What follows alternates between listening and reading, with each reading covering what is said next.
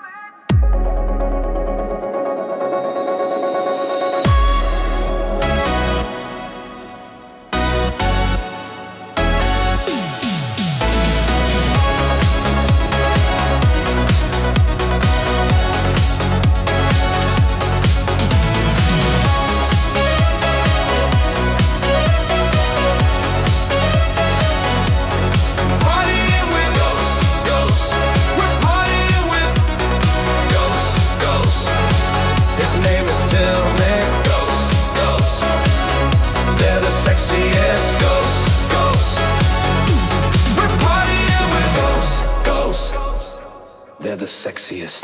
Ghosts, ghosts, no gay demon masks, just ghosts, ghosts. Ladies and gentlemen, boys and girls, I want you to join us in welcoming the world's greatest DJ.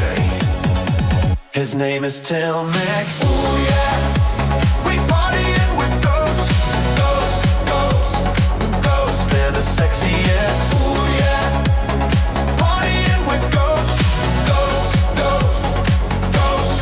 Till Mix. Ooh yeah, we partying with ghosts, ghosts, ghosts, ghosts. They're the sexiest. Ooh yeah, we partying with ghosts, ghosts, ghosts, ghosts. Till Mix.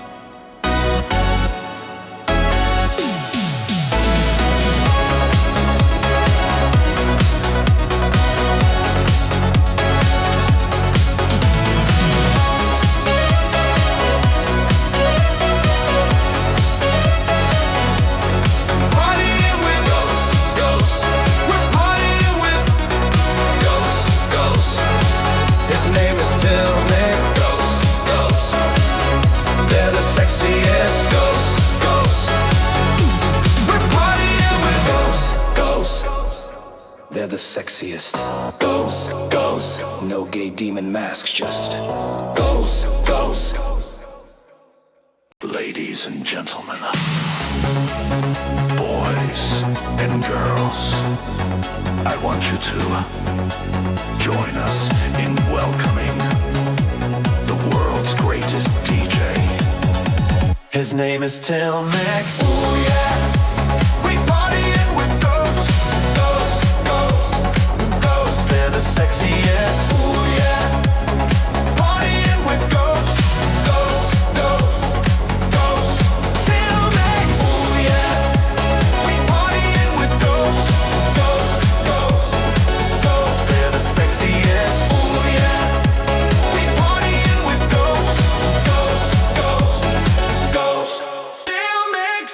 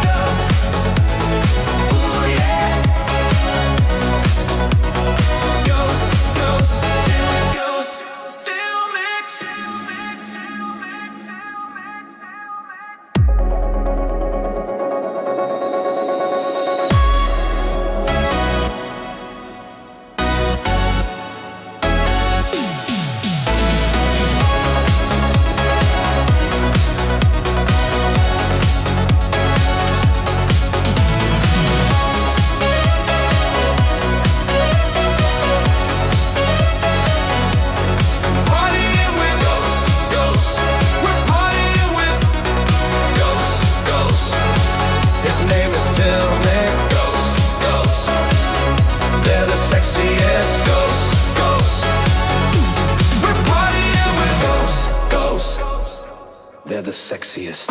Ghosts, ghosts. No gay demon masks, just ghosts, ghosts.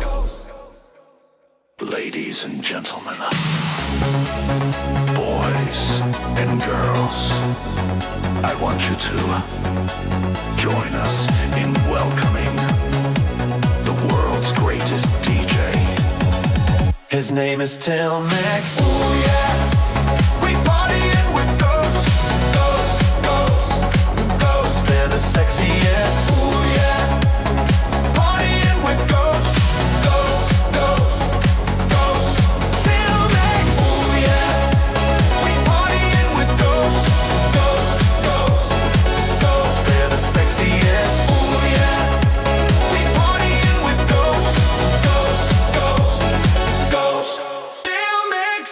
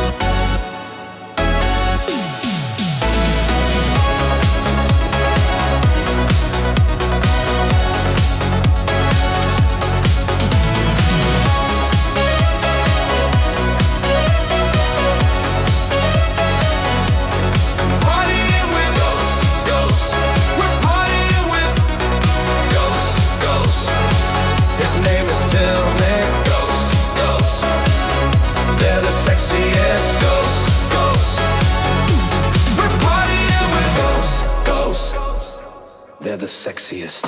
Ghosts, ghosts, no gay demon masks, just ghosts, ghosts. Ladies and gentlemen, boys and girls.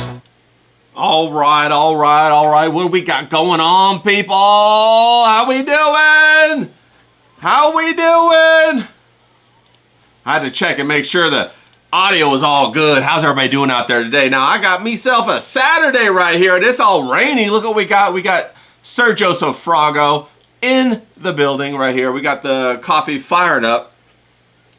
Let's take a swig of that real quick. Let's get all pumped and get excited. How y'all doing today? Today is the day. Today is a Saturday. Today is a day to be excited, people. And I'm just trying to shoot all that electricity through the screen, through the camera, right to you right now, okay? So let's be pumped about it, man. I am excited. It's raining out here in the desert, bro. It's been raining like all day, so I guess they're making a big old storm to head back east. So Texas, watch out. Everybody down there in San Antonio, Austin, all that stuff, watch out, people, because they got a big old storm coming your way. I'm just saying that right now. Let me go ahead and jump in the chat, see who's all here. We got Grass here.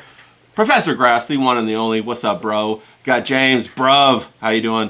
We got DJ John. What's going on, DJ John? We got Spiritual God Warrior. Always good to see you, bro. Who else we got in here? I think we got a couple other people. Pat, always, I appreciate you being here. Thanks for the support. Love to see ya. How you doing? All right, we're having a great day today, people. You guys having a good day? What are you guys doing this morning on a Saturday? Hell, it might be 3 o'clock or 2 o'clock where you're at. It's 11 o'clock here. It still feels like a bright early morning, man. I'm loving it. I gotta get my little jumper out, right? I got my hoodie on. I'm ready to go. You know, I had to dig this thing out of the closet. I'm like, what the hell's going on? It's all cold. Well, not really cold. I'm still in my shorts. I got my flip-flops on. I got my, I still got my tank top on, but I had to throw on a little hoodie, because it's just a little bit cold. Oh, we got Jiki in there. Hey, what's up, Jiki? Good to see you, bro. Mr. Jiki, shout out to you, sir. All right. So it's a little bit nippy. I had to put on some socks today. I know I'm going to make James a little jealous with that. It's cold as balls over in England right now, people. Cold as balls. Well, we had a great interview yesterday. We had Neil on. Neil Whitehead, if you didn't see that, boy, that guy was excited, wasn't he? He was just pumped and excited about art, and I love that. I really love to focus on things that are going to get you excited. Hell, why am I wearing these earphones, people? I don't know. Let me take those off. I don't need them right now. We got the guys coming on in a minute, so we're going to have them on in a second. We're maybe a couple seconds, all right? Maybe an hour. And then we're going to chit-chat with them about our big old topic. I got to have my say first, and I get the guys on. Let them just blabber and talk all they want to. You know what I mean? And I just kind of be the guy in the middle passing the ball around. So we had that great interview with Neil. He's fantastic. Really excited about everything. And I love to see it. Just love to see it. He got that joy. We want to focus on that joy. I know there's a lot of people out there, and everybody's focusing on all the good old drama. We love that, and I love drama too, and love all them videos and all that stuff. But every once in a while, you got to focus on a little bit of fresh air, a little bit of joy, and that's kind of what I try to do in my, my daily videos, my 30-day challenges. Okay, so I'm really excited about that. Now tomorrow we got Sunday Funday coming on. Okay, Sunday Funday, it's going to be a good one. We're going to be cooking. Going to be cooking something fun, and I'm going to introduce a new little thing called Bachelor Pad Cooking.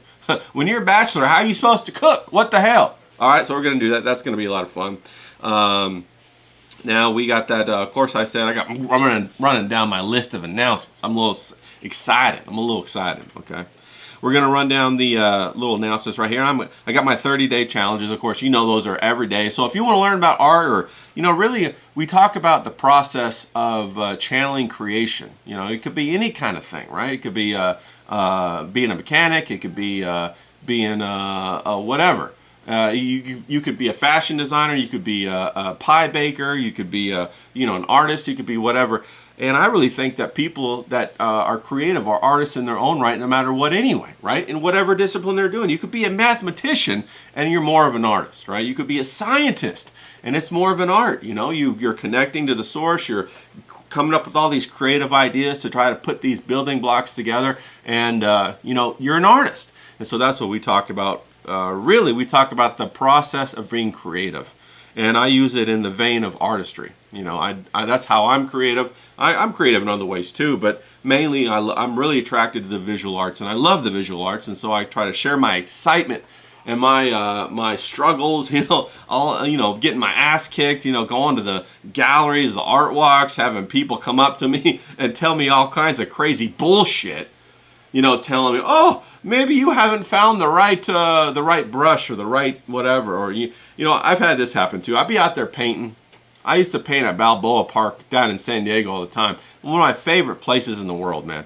They got all those old world buildings. They got, the botanical gardens down there. It's just fantastic. And you just feel at peace down there. I absolutely love it. And I'd be out there painting, and I have some guy come up to me, and they'd say something like this. They come up to me, oh, it looks good. My nephew, he paints better than that. I'm like, what are you talking about? I'm out here trying to paint, and somebody just tries to come and jump and, stomp on all my tulips. You know what I mean? As a figure of speech. Like, what the hell is that all about, man? Why don't you cut me some slack and just let me paint? Oh, my niece, she paints, but 10 times better than that. I'm like, man, fuck you. Get the fuck out of here, right? Not all famous like Neil, over there in England having a big camera crew following around. Could you believe that? Man, I think about that, how much attention that would bring. And, people are so crazy. There is a magic that has to do with the camera, right? You could bring the camera out and people will do whatever you say. They'll believe you're famous. Even if they don't know you, all of a sudden this panic of, fear of missing out, this FOMO will rise up in them. And I'm not talking about Forest Mommy. Forest Mommy, I'm not talking about you. We love FOMO. But the fear of missing out, it jumps up inside of them, and they run over and they quickly try to get your picture and try to do all this stuff. Well, I'll tell you, it's great for picking up women, but if you don't want an audience or a crowd of fucking retards just coming up to you, then don't do that. If you even get a little bit of fame, it's a big fucking headache, people. I was on a TV show back in the day, for a season, and they ran the ads all over ABC and all that kind of stuff, and for a couple of years after that, I had people coming up to me that would recognize me, or they'd say, "You look familiar. Don't I know you? Don't I know you or whatever?" And I'm like, "Nah, you don't know me." Nah, dog, you don't know me. I have that face. I look familiar, And there's nothing more humiliating than being on a show. Everybody knows you, and you don't make money off of it. You don't get rich. You don't get any other shows going. You don't do any of that. You know what I mean? You just kind of gotta tuck your tail between your legs and say, "No, that wasn't me, dog. That wasn't me." I did get a whole bunch of free drinks out of that, though, come to think about it. So that wasn't too bad. Out and about at the bars, people. It was funny because it was the show I was on was a reality show, okay? And it was a chick type show. Chicks would watch it, you know what I mean? And so I got this a lot. My girlfriend says you're on a TV show. Was that you? Can I buy you a drink? I got that a lot, And so I'm like, oh man, what do I want some guy coming over to me who's, his girlfriend? I'll say, oh, I know that guy. I don't know if you guys ever watched that show Vanderpump Rules, but it was kind of a little bit like that, a little bit. Where it was kind of like that whole, that 20-something, like really girl-centric kind of bullshit kind of show. But I learned a lot. I learned I didn't want to be in Hollywood, that's for damn sure. I got my ass kicked all the time. It was a crazy experience. I'm glad I had the experience, but I wouldn't do it again. I'll tell you that much right now. I wouldn't do it again. So anyway, we talk about in the 30-day challenge, we talk about how to channel your creativity, how to change your life through creativity. And that's like a big deal. You might not be an artist. You might not be a painter. You might not be a person who draws. Maybe you don't like any of that stuff. But the shit I talk about will apply to your life.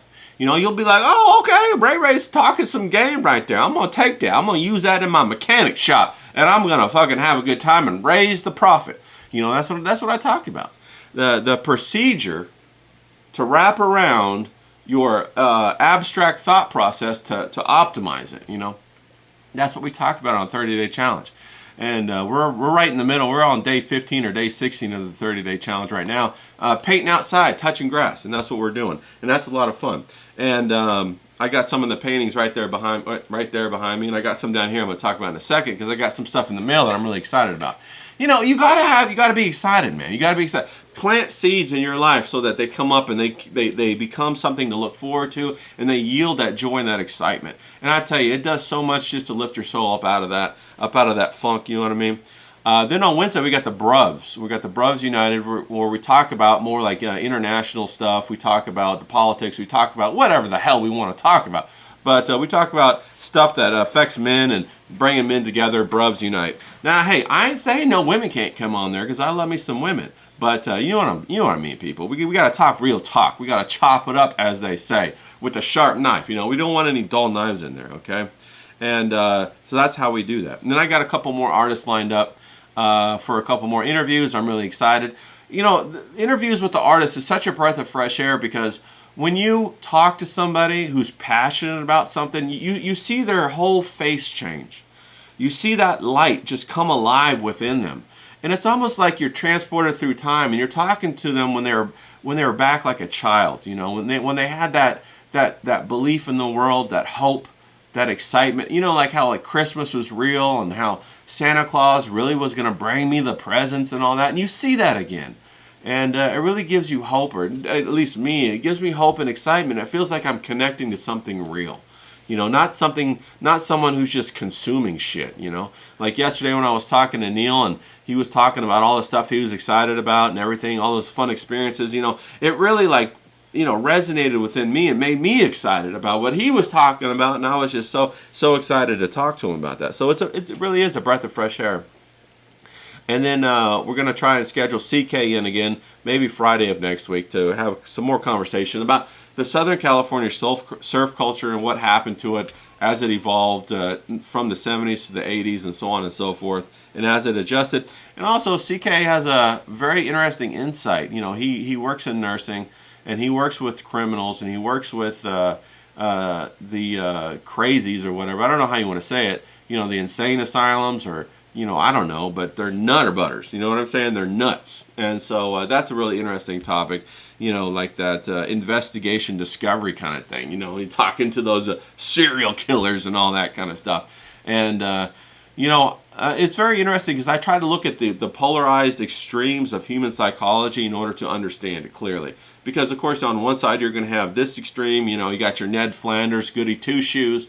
And then on this extreme, you got your Richard Ramirez, the Night Stalker killers, and all those people. And then you got the whole continuum in between, right? So if you can understand the Ned Flanders, and you can understand the Richard Ramirez, you can understand, you know, a mixture of those guys, and kind of understand who you're interacting with as you go out into this world, and you know, you figure out what the hell's going on, man. What are these people acting like this for? You know what I mean? And so we're going to go ahead and we're going to get him on again. He got some endless stories, and he's just a wealth of information. And so I love hearing from him, love chit-chatting with him. And if I don't know if he's out there in the chat or nothing. He's probably out there, you know, photographing, shooting some pictures, or as James says, shooting the birds or something like that. So we'll check in on him. Get him going. Might even try to have him on Bruvs too. So that's on Wednesday. Also, we're gonna have Bruvs Unite. Now, we had a really fantastic shout out from Mersh last night. Really appreciate that. Mersh is, you know, he's one of the first guys, or if not the first guy I found when I first came to the internet. And I first came to the internet maybe hell, right around COVID time, or maybe just before it, something like that. And I was going through a hard time because the whole gallery thing was all closing up. You can't sell paintings when everybody is locked inside, people, you know? And so that, you know, brought my finances to zero. I had to move away from my spot on the beach down there in Hermosa Beach, is where I used to live, right there in between Hermosa and Manhattan Beach, right there on the beach, man. It was a banger, bro. Chicks for days. Bars for days, you know. If you wanted nightlife, all you had to do was step outside, bam, you're in it. You know, it's the closest thing to like probably Miami or whatever that's on the West Coast, really. I don't come to think of it. And it's just a small pocket, and a lot of people don't know about it. You know, it's an unsung hero of the South Bay in LA, and that's what they call it, the South Bay. And so if you're ever in that area, you know, the crazy thing though is like Compton and Hawthorne, which is basically Compton, is like backed up right on the back of it. So if you go, you know, 4, 5, 6, 10 blocks east, you're right there in Compton, and you go from these bougie ass like Manhattan Beach homes, mansions, you know, beautiful things, and right into Compton, and it's like such a stark contrast. You're like, what the fuck is going on here?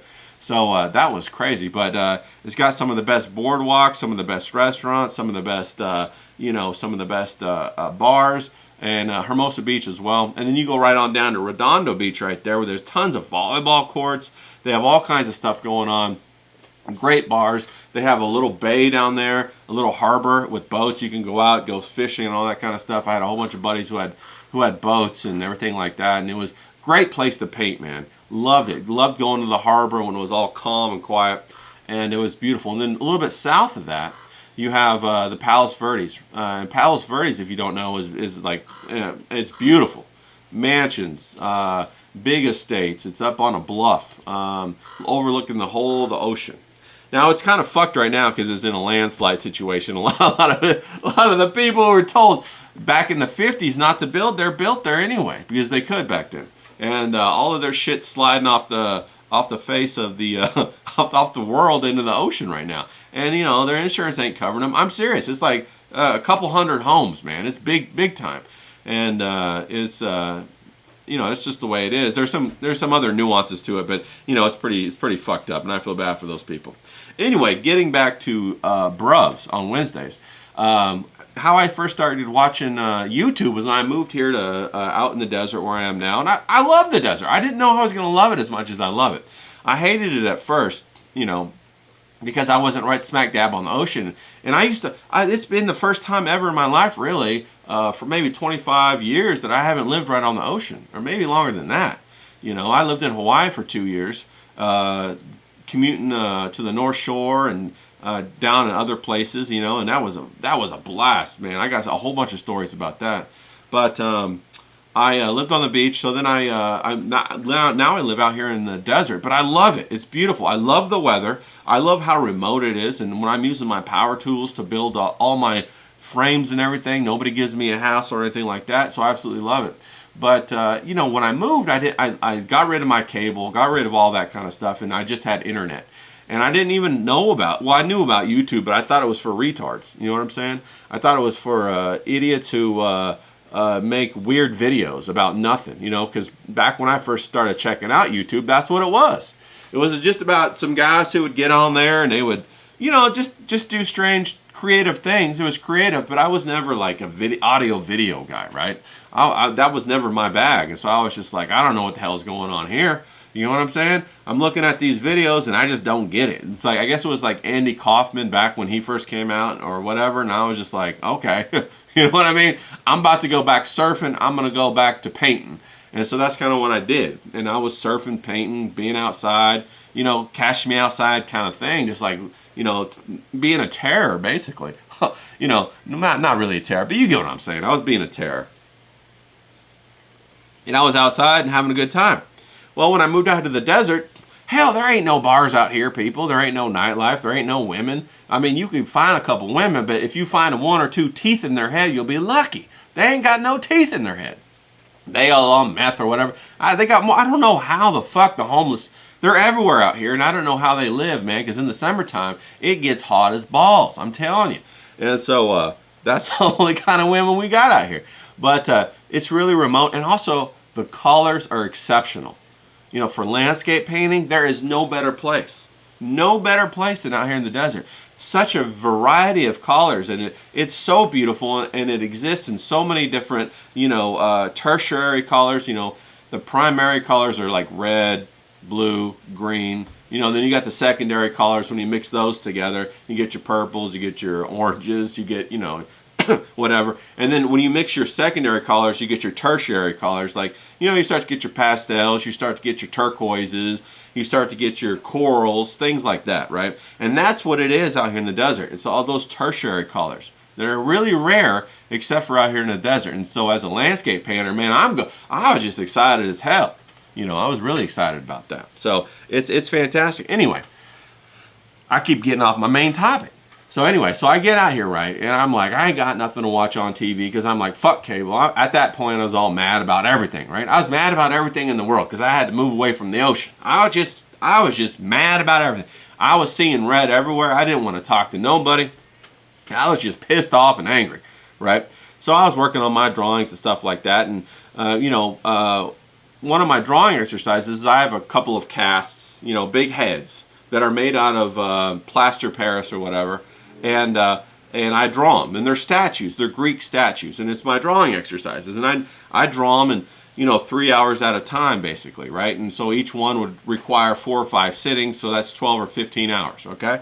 And so I would just be working on these constantly. And then I would go out and I would do landscape painting, because I'm trying to figure out what the fuck am I going to do. But I got to keep my skills sharp, and I got to keep, always with artistry, you have to be pushing forward. You always have to be pushing forward. And I asked my teacher, Yim, I said, what's the secret? How come you're such a good artist? And like, I look around and I see other contemporaries of yours, he was in his 60s or 70s at that time, that aren't as good. And he told me the secret was you always keep drawing the cast drawing. No matter what, you keep drawing that cast drawing, And so I kept it up, and I keep it up to this day, and I still do it. And he's right. It helps with your observational skills, it helps with your drawing, it helps with your interpretation, it helps with so many things, okay? But that's not the point of this conversation. The point of this conversation is I'm sitting there drawing, and it's all silent, bro. Out here in the desert, it's quiet as hell, man. Ain't nothing going on. So then I'm like, fuck, what am I going to do? Only thing I have is my phone, right? I'm serious. That's all I have is my phone. My little iPhone. That's all I had. So I said, okay, let me just try to figure out. I was playing my music. That got old, right? So then I just went to YouTube, okay? I went to YouTube, turned her on, and I started listening to what I could on YouTube. And most of the stuff was just not very good. I didn't like it. But then I found this show late at night called Nightwave Radio, okay? And I was like, oh, okay. Guy's got a great voice. He's got some great one-liners. And, of course, I'm talking about Mersh. And I was like, okay, I can handle this. So I'm all fired up in my belly, all upset. And I'm drawing and painting and getting my exercises going. And Mersh is making me laugh. So I'm like, okay, well, all right, okay. Got a little bit of laughter out of me. I appreciated that. So then I find out he's got ROTC. So then I go over to ROTC during the day. Then I meet Royce, And I think at the time Frozen was on there too. Meet Frozen. I don't really meet him, people. Come on now. I'm listening to him on the YouTube, probably a lot like how you guys did, right? And so I'm listening to, and I'm laughing, right? I'm laughing. So I'm having my hard time, and they're making me laugh, right? So now I got my schedule. I got, as soon as I get up in the morning, I got my workout going. I've got the ROTC guys coming on at 1 my time. It's 2, 3, 4 their time. Then I got Mersh coming on at 7 my time, 8, 9, 10 his time, right? So, now I'm starting to get my schedule back, And if you know about my 30-day challenges, the schedule is a big pillar in being successful. So that was kind of how I kind of got into those guys and how they helped me out, for kind of a dark space. And that was at the time, too, that they had the Black Lives Matter marches, and we had Gloom Tube. I don't know if you guys remember that. And I would just turn it on, and Mersh would just be streaming like all the riots, bro. And it was great. It was great. It was so much fun. I'd just be sitting here working away. I got my little iPhone, whatever, working away. And I'd be watching it like, oh, okay, laughing and then working away on my drawings. And with the riots and all the black people rioting and all, I got to move this camera a little bit over this way. There we go. So that the chat, there we go, the chat ain't all up in my grill. I love you, chat. But so we were watching GloomTube, man. And I was like, fuck yeah, dude. We got this, we got this thing going on with, the streaming. It was like 100% pure entertainment. And back then, Mersh would just turn on the GloomTube and let it go, right? And he would make his little pops and little quips, and he would be, monitoring all these different streams. And oh shit, something's popping off over on this stream. So then they would go over there. Oh shit, something's popping off on this stream, right? Bro. And then what happened? Check this out. Legend time, right? Legend time is when, what was it? Teddy Hart comes on, bro. Now, I of course, like every red-blooded American boy, loved wrestling in their youth, right? Hulk Hogan, Andre the Giant, the Iron Sheik, Big Boss Man. I love, bro, playing Big Boss Man in those video games. He was like, goated, bro. He was like the king. I don't know if you guys ever played any of those arcade games with Big Boss Man. But, bro, he had this little baton. He would just, do his little pile drivers and all that kind of stuff. It was sensational. Ric Flair, the Nature Boy, Rowdy Roddy Piper, bro, the cast of characters is endless. Loved all those guys, right? You know, all the Ultimate Warrior. You know, and then as it progressed into the '90s and the Attitude Era, I didn't really watch it too much anymore. I got busy with playing baseball and, you know, trying to figure out, you know, how to go to college and then going to college and doing all that stuff. So I really didn't follow it after that too much. But when Mersh started talking to Teddy Hart, or covering the Teddy Hart and the Maria Maddox thing, and then where's Teddy Hart's girlfriend, I was just like, holy shit. Like, it was like the best of both worlds, because it brought in like the wrestling aspect, it brought in this crazy aspect, and it was real at the same time. I don't know if you guys remember that. It was real at the same time. And I remember he had that Maserati that he rhinestoned out, bro. And he put them cats inside of it. And I just think how crazy this motherfucker is for driving around with a rhinestoned out Maserati with 3 or 4 cats on the inside. That dude was a Looney Tune, right? And then but he still was able to get women. that blew my mind. That blew my motherfucking mind, right? So, and but then Mersh's interaction with them, and you know how he covered them, was fantastic. So that's kind of how, you know, I formed all of my, you know, parasocial relationships, if you want to put it like that. But I was talking to Mersh one day, and he said something to me, and it really stuck with me. And it was just at the right time when I needed it, bro. And he said this on stream. I don't think it was to me. I talk to him every once in a while. But it was on stream, I think he said it. He was talking about where you're at in your life and how you can only measure yourself with yourself. And some people start off, you know, in a fair playing field. They start off even and they run the race of life. Some people start off ahead, right? They got a lot of stuff given to them. And so they're able to start off with a head start. Damn, it's all raining out here. I got my voice all cracking. But some people start off ahead. You know, they got a silver spoon or whatever. They got their parents are hooking them up or whatever it is, right? Whoever. And then some people, they start off in a hole. Some people start off in a hole, right? They got trauma. They got broken families. Maybe they were smuggled as a kid. Maybe they blew off their hand in a firecracker. You know, there's a whole bunch of shit, right? And that really stuck with me, you know, because I'm one of the people that started off in a hole. And I think that's why I kind of related to Mersh so well, is because he started off in a hole. But one thing he said was measure yourself with yourself, because sometimes you got to dig out of your hole first to be able to run the race of life. And I was like, holy shit, man. And so that's one of the things I really loved about Nightwave Radio, is how philosophical it could get at times, how really real it got, you know. And I would always be like, okay, damn, he's getting real right now. Holy shit. And so I loved all of those little philosophical segments. And so that's one of the things that definitely kept me around, you know, not to mention the humor and all that kind of stuff. So, you know, it was really a nice compliment when Mersh said last night, hey, we got to help Ray Ray out. And I was like, holy shit, man. Thanks, bro. I mean, I never thought about that. I never even expected something like that. And it was really gracious and kind of him to do that. So I really appreciate it, Mersh. Thank you.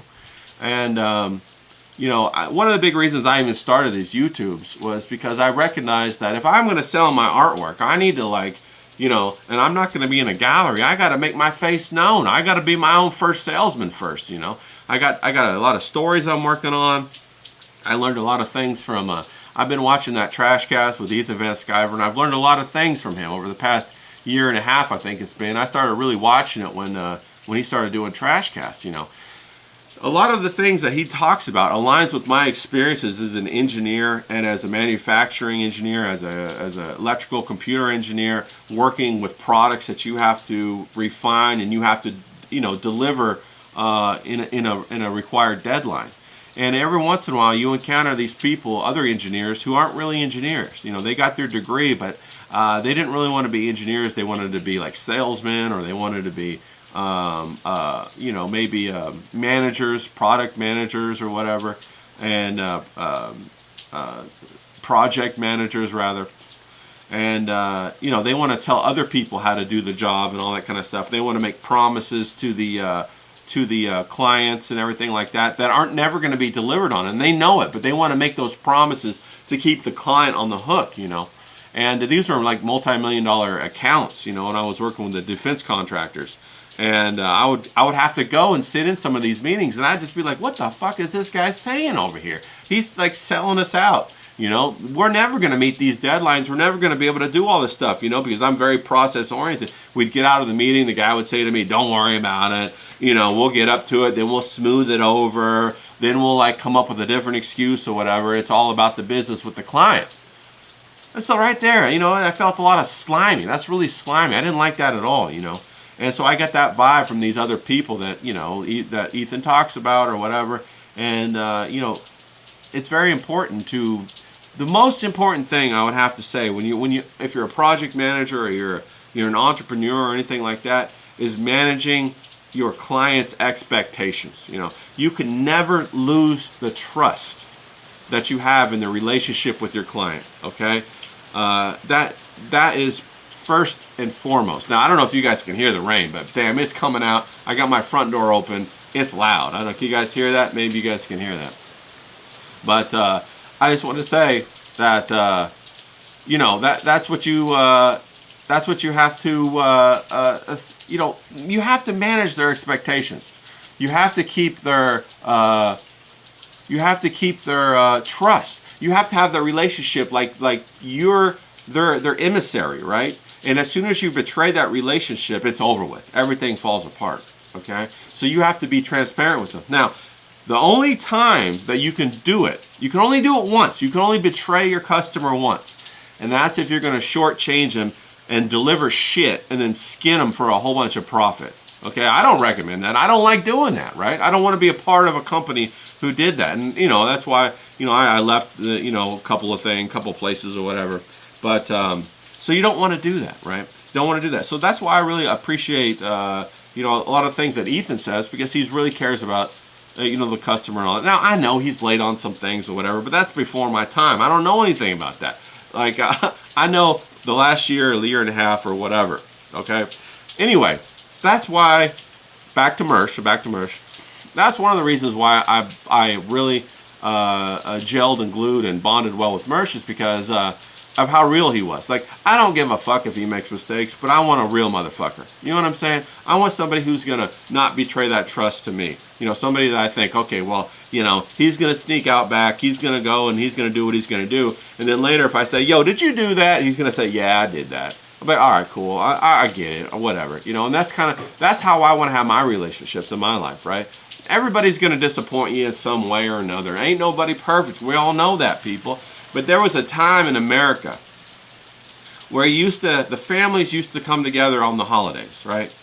Maybe the husband or whatever, or the uncle cheated on the aunt, but they all still came to the Thanksgiving or the Christmas or whatever for the sake of the family, right? And they put their differences aside and they came to neutral ground, and they still existed in that relationship. Over the past 10 or 15 years, we've turned into a country that if you make one goddamn mistake, you're out on your ass, motherfucker. And not only that, but we're going to come after your money. We're going to stop you from making money. We're going to stop everything. You know what I'm saying? So I'm not all about that. I like it when people can make mistakes and still be a part of the group. You know, I like that kind of thing. Because, hell, I'm going to make a mistake. I make mistakes all the time, man. I just don't tell you guys. All right, so enough of that. The other thing I wanted to say is, Mersh, you got an open invite. Come on, bruvs. This Wednesday, let's have you on. Let's have a little talk. I sure appreciate it. And maybe we'll figure out what makes you so creative, you know. I'll ask you, where do you get all your ideas? You know, I know you love that question, all right? But I'll shoot you a couple DMs or whatever. We'll get to it, all right? Holy shit, people. It's already 35 after. I got to hurry up, okay? Now, I wanted to say something. I got some fun stuff in the mail. And you know, I've been doing my paintings. It's all raining like crazy out right now, but I got my paintings. Here's a watercolor one I did. I got some paper frames in the mail. Remember I was talking to you guys about how it's all about presentation. No matter what you do, you could have a great process, create a great product, but you still have to have a tremendous presentation, okay? So I got my paintings right here like this, and I've been looking for, you know, a solution for a frame, a cheap frame, an inexpensive frame, because I intend to mail these out. Now, one of the things you got to think about is shipping, right? I got a big wood frame. That motherfucker's going to be, you know, like $15, $20 to mail that thing, right? I put a little tiny picture like this in a big wooden frame. I'm talking $20. That don't seem so bad when you're sending 1 or 2 out. But I got in mind to send 100 of them out, right? So $20 times 100, you know, and that's what we're looking at, right? That's $2 grand or something like that, right? I don't want to spend $2 grand on you guys. I'm sorry. So I got to come up with a better solution. Well, I found the better solution. Check this out. I got these black paper frames. Bam. Look at that. Look how nice that is. Isn't that nice? And they can stand up like this. Anyway. I got this other one right here. Bam. See how it just brings the art together? I'm telling you, the frames are so important when it comes to artwork. You could have maybe like a $60,000 piece of art. I'm not saying it's this one, but I've seen like Jerome Leloup, you know, or Edward Cortez, or these other people. You know, their little paintings this size are like 60 grand, people, and they put them in these shitty ass frames. But then I've seen some galleries, they put them in these big old frames, and it looks like a $60,000 painting. So you have to have your presentation. Also, I can put this inside of a regular envelope. The shipping is only 1 stamp, which is, what is that, like 60 cents or something like that. Multiply that by 100, that's 60 bucks. See, that's doable. I can do that, right? And so I can send these out as Christmas, you know, the Christmas thing. That's what I'm going to do. These are going to be the Christmas presents for everybody. I'm going to send them out to people, okay? So I'm painting them right now to send out as Christmas presents to you guys out there. Now, if you really want one, make sure you shoot me a motherfucking DM, okay? Otherwise, I'm going to go down the list and I'm going to just send them out random, okay? But if you want one, send me a DM. I'm going to go ahead and I'll put you at the top of the list to make sure you get one. Don't worry, James. I got yours in the mail. All right, we're going to hook you up all the way across the pond. It's going to be, you know, $1.75 or something for that international stamp. Don't worry about it, okay? All right, I'm trying to race through this, people. All right, now the other thing that I got this all the way from Japan. Look at this right here. See that right there? This is a cat comic. Now, why the fuck did I get a cat comic, you might say, okay? So this is how it arrived. Look at this presentation, right? We were just talking about presentation. It arrives like this, okay? I got this little card right here. I don't know what it is. Let me pull that up. Boom, looks fire. Doesn't that look fire? It's like a little thank you. Then they included 2 of these 3x5 postcards. How cool is that? Oh, that's upside down. My bad. The camera's all backwards, people. Cut me some slack. Let's go. Okay, so that looks good. And then look at this one. This one's fucking awesome. Look at that. And that's a little cat driving the forklift. You think he works for Ripperson, maybe? Maybe. I don't know. Okay, and then here's the book, right? It's a Japanese comic book, and it's about a cat. Okay, this is the second one. It's about a cat. And let me see if I can find a good page to kind of demonstrate what we got going on here. Anyway, I got this because I'm in the middle of doing a comic myself. See that right there? How cute is that? All right, that's fucking cute. All right, I'm doing this because I'm in the middle of doing a comic called Kitty City. Okay, so if there's anything cat related, I like to get it, and I like to see how that artist did it, do a little research, see how they did all this, you know, their panels, their cats, and all that kind of stuff. And I want to see what's going on with that, right? Because I'm taking that influence and I'm doing mine with the Kitty City. So here's some examples, right? Oh wait, that's Mershanola's bitches. My bad. Hold on. Now I'm using Mersh as an archetype character, okay? And he loves the cats, and so I have this fantastic story. It's already been written. I'm already drawing it right now, okay? About Kitty City, okay? So that's Mersh, and that's a woman, and that's a cat. Of course, all of the cats smoke. And hold on, let me find the next one. I got a couple in here that I want to show you guys in my sketchbook. And these are just concept, right? These are just concept that I'm trying to work out the relationship between Mersh. There's a couple of women in there, and then there's some cats, right? And so there we go. Here's another one. And I'm going to watercolor them and do the whole thing. But what I'm doing right now is doing the black and whites, and then I'm going to upload them for free. Okay, I'm uploading it all for free on a web thing, a web comic thing, so everybody can read it. I'm going to do it weeklies on Fridays. As soon as I get enough content, I'm going to start posting it. And then at the end of it, I'm going to watercolor it all, and we'll see what we got going on with that. We might print it out and sell it out and do something like that. But it's based upon the archetype of Mersh. and he's a begrudging hero, right? He doesn't want to be a hero. He's like, fucking leave me alone. And the story's about a guy who comes back from being away after a couple of years to find his whole life is in shambles, and he has to put it back together, okay? He has to go back and he has to get the car that his mom gave him before she passed away. And of course, you know what that car is, people. The car is a oh damn, I just forgot. It's a Buick 1985 Buick. Did I draw it anywhere? I didn't see it. Oh, anyway, it's a fire car, and sometimes that happens. Sometimes you're right. It's in your mind, right, and you get ready to say it, and then it just leaves your mind. The word just leaves your mind. You're like, I don't know what the hell just happened. But it's an awesome car, so he has to go and he has to win it back. But then along the way, he runs into some cats that need some help, and they need help saving their city. And so Mersh has to help the cats save their city. So that's what Kitty City is about, okay? Now, it gets way crazier than that, okay? And it does have drugs involved. I'm just telling you that right now. And it's an adult-themed, it's going to be an adult-themed cartoon, comic book kind of thing. But I'm drawing it right now. I'm just going to put it up for free on the web.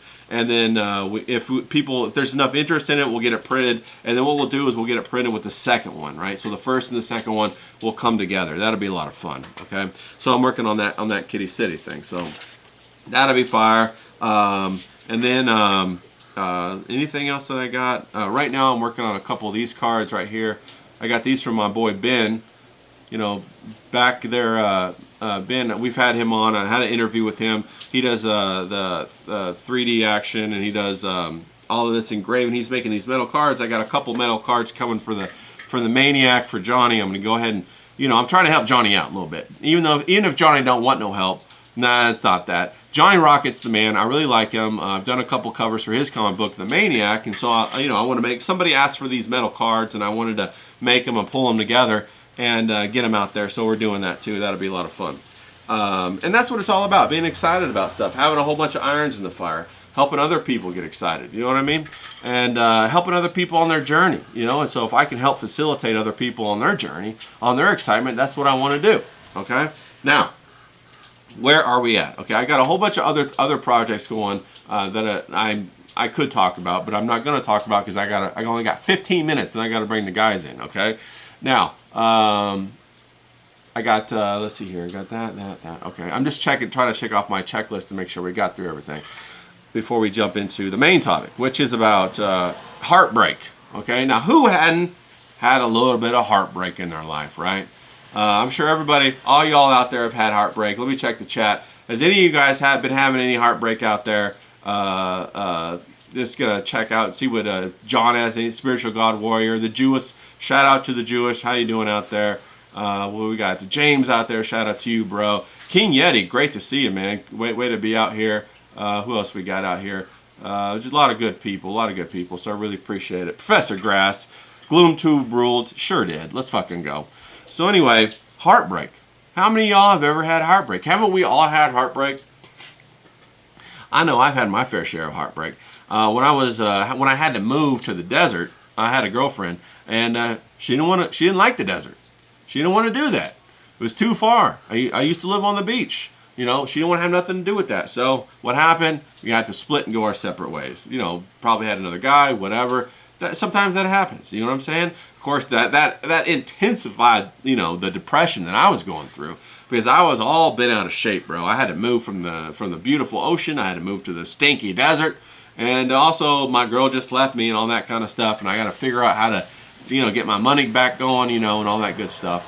It's really daunting once you build up, you know, an industry, right? You build up your money, you work your ass off to climb the ladder in the gallery, you know, to get your stuff good enough to even present to a gallery, to have a conversation and to try to get in there. And then, you know, you have to figure out how to make sure your artwork is seen and then all that kind of stuff. And then you have to climb the ladder, build relationships, and then bam, you're out on your ass, right? So at that point, that's when I was like, holy shit, I got to do this myself. But it takes time. You got to process through the heartbreak, you know.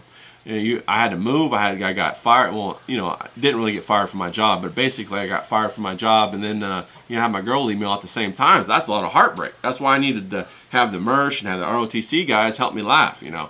And so I had a whole bunch of heartbreak there. But you know, it's good. It's good. Heartbreak is good. Men especially need to experience that level of heartbreak.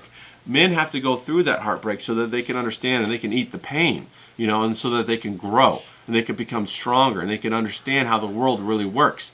Because as we're little boys, right? We go through the world and we think that if we have a good relationship with our mom, or whatever our relationship is with our mom, that's how we have an archetype for our relationships with the women in our lives, right? And of course, you only have one mom, right? But you try to treat these other women in your life like you treat your mom. You don't want to do that, okay? You do not want to do that. And that's how it is when you're younger. You want to do that, right? That's how you first start your first relationship. Like, you got your high school girlfriend or whatever it is. You treat her kind of the same way that you treat your mom. You try to please her. You try to make her happy. You try to absorb all of the emotional craziness that's going on inside of the relationship. You try to help them out. You try to bridge the gaps where you see gaps. You try to anticipate problems and solve them ahead of time. And one thing that young men don't understand is that your mom is a unique relationship in itself. You only get one mom. And the reason why it's a unique relationship is because your mother is genetically invested in you as a son, right, as a child. And that makes it completely different. Your mom's never going to leave you. Your mom's never going to bounce out the door on you for some other guy. Let me move out the way of the chat. What's going on, chat? Your mom's never going to leave you for somebody else, right? Because you're her son, right? That doesn't compute. That doesn't make any sense. But as men, when we go out to find a woman, you cannot have the same kind of relationship. You can't try to please the woman. You can't try to absorb all of her problems and solve all her problems for her. You can't do that because you become a simp. You become she starts to see you as a fan. If you treat her like she's a star, she'll treat you like a fan. And then she starts to rise above you. And that's just the way psychology that women are made. There's nothing wrong with it. I'm not saying that. What I'm saying the problem is how men understand female psychology, right? And, of course, I watched all that red pill shit. I saw the Fresh and Fits, and I saw the whatever podcast. I saw all the different ones, the Tommy Sotomayor, and I saw the... of course, I watched all that stuff. After I got into YouTube, man, I started trying to figure out all these different channels. What's he going to say? Oh, what are they going to say? What's that going to say? And all that good stuff. And then, you figure out what you think and how that jives with your experience as a man. And so, if I was going to say something to my younger self or to younger men out there or whatever, I'd say you cannot treat your relationship with your wife or your girlfriend or a girl that you're dating like you treat your mom. You should do the opposite, right? You should try to generate drama, okay? You should remove interest, okay? You should create this sense of polarization, As a man, the woman should have to elicit your interest. And then when you give it to her, she feels like she's won something and she stays within the relationship.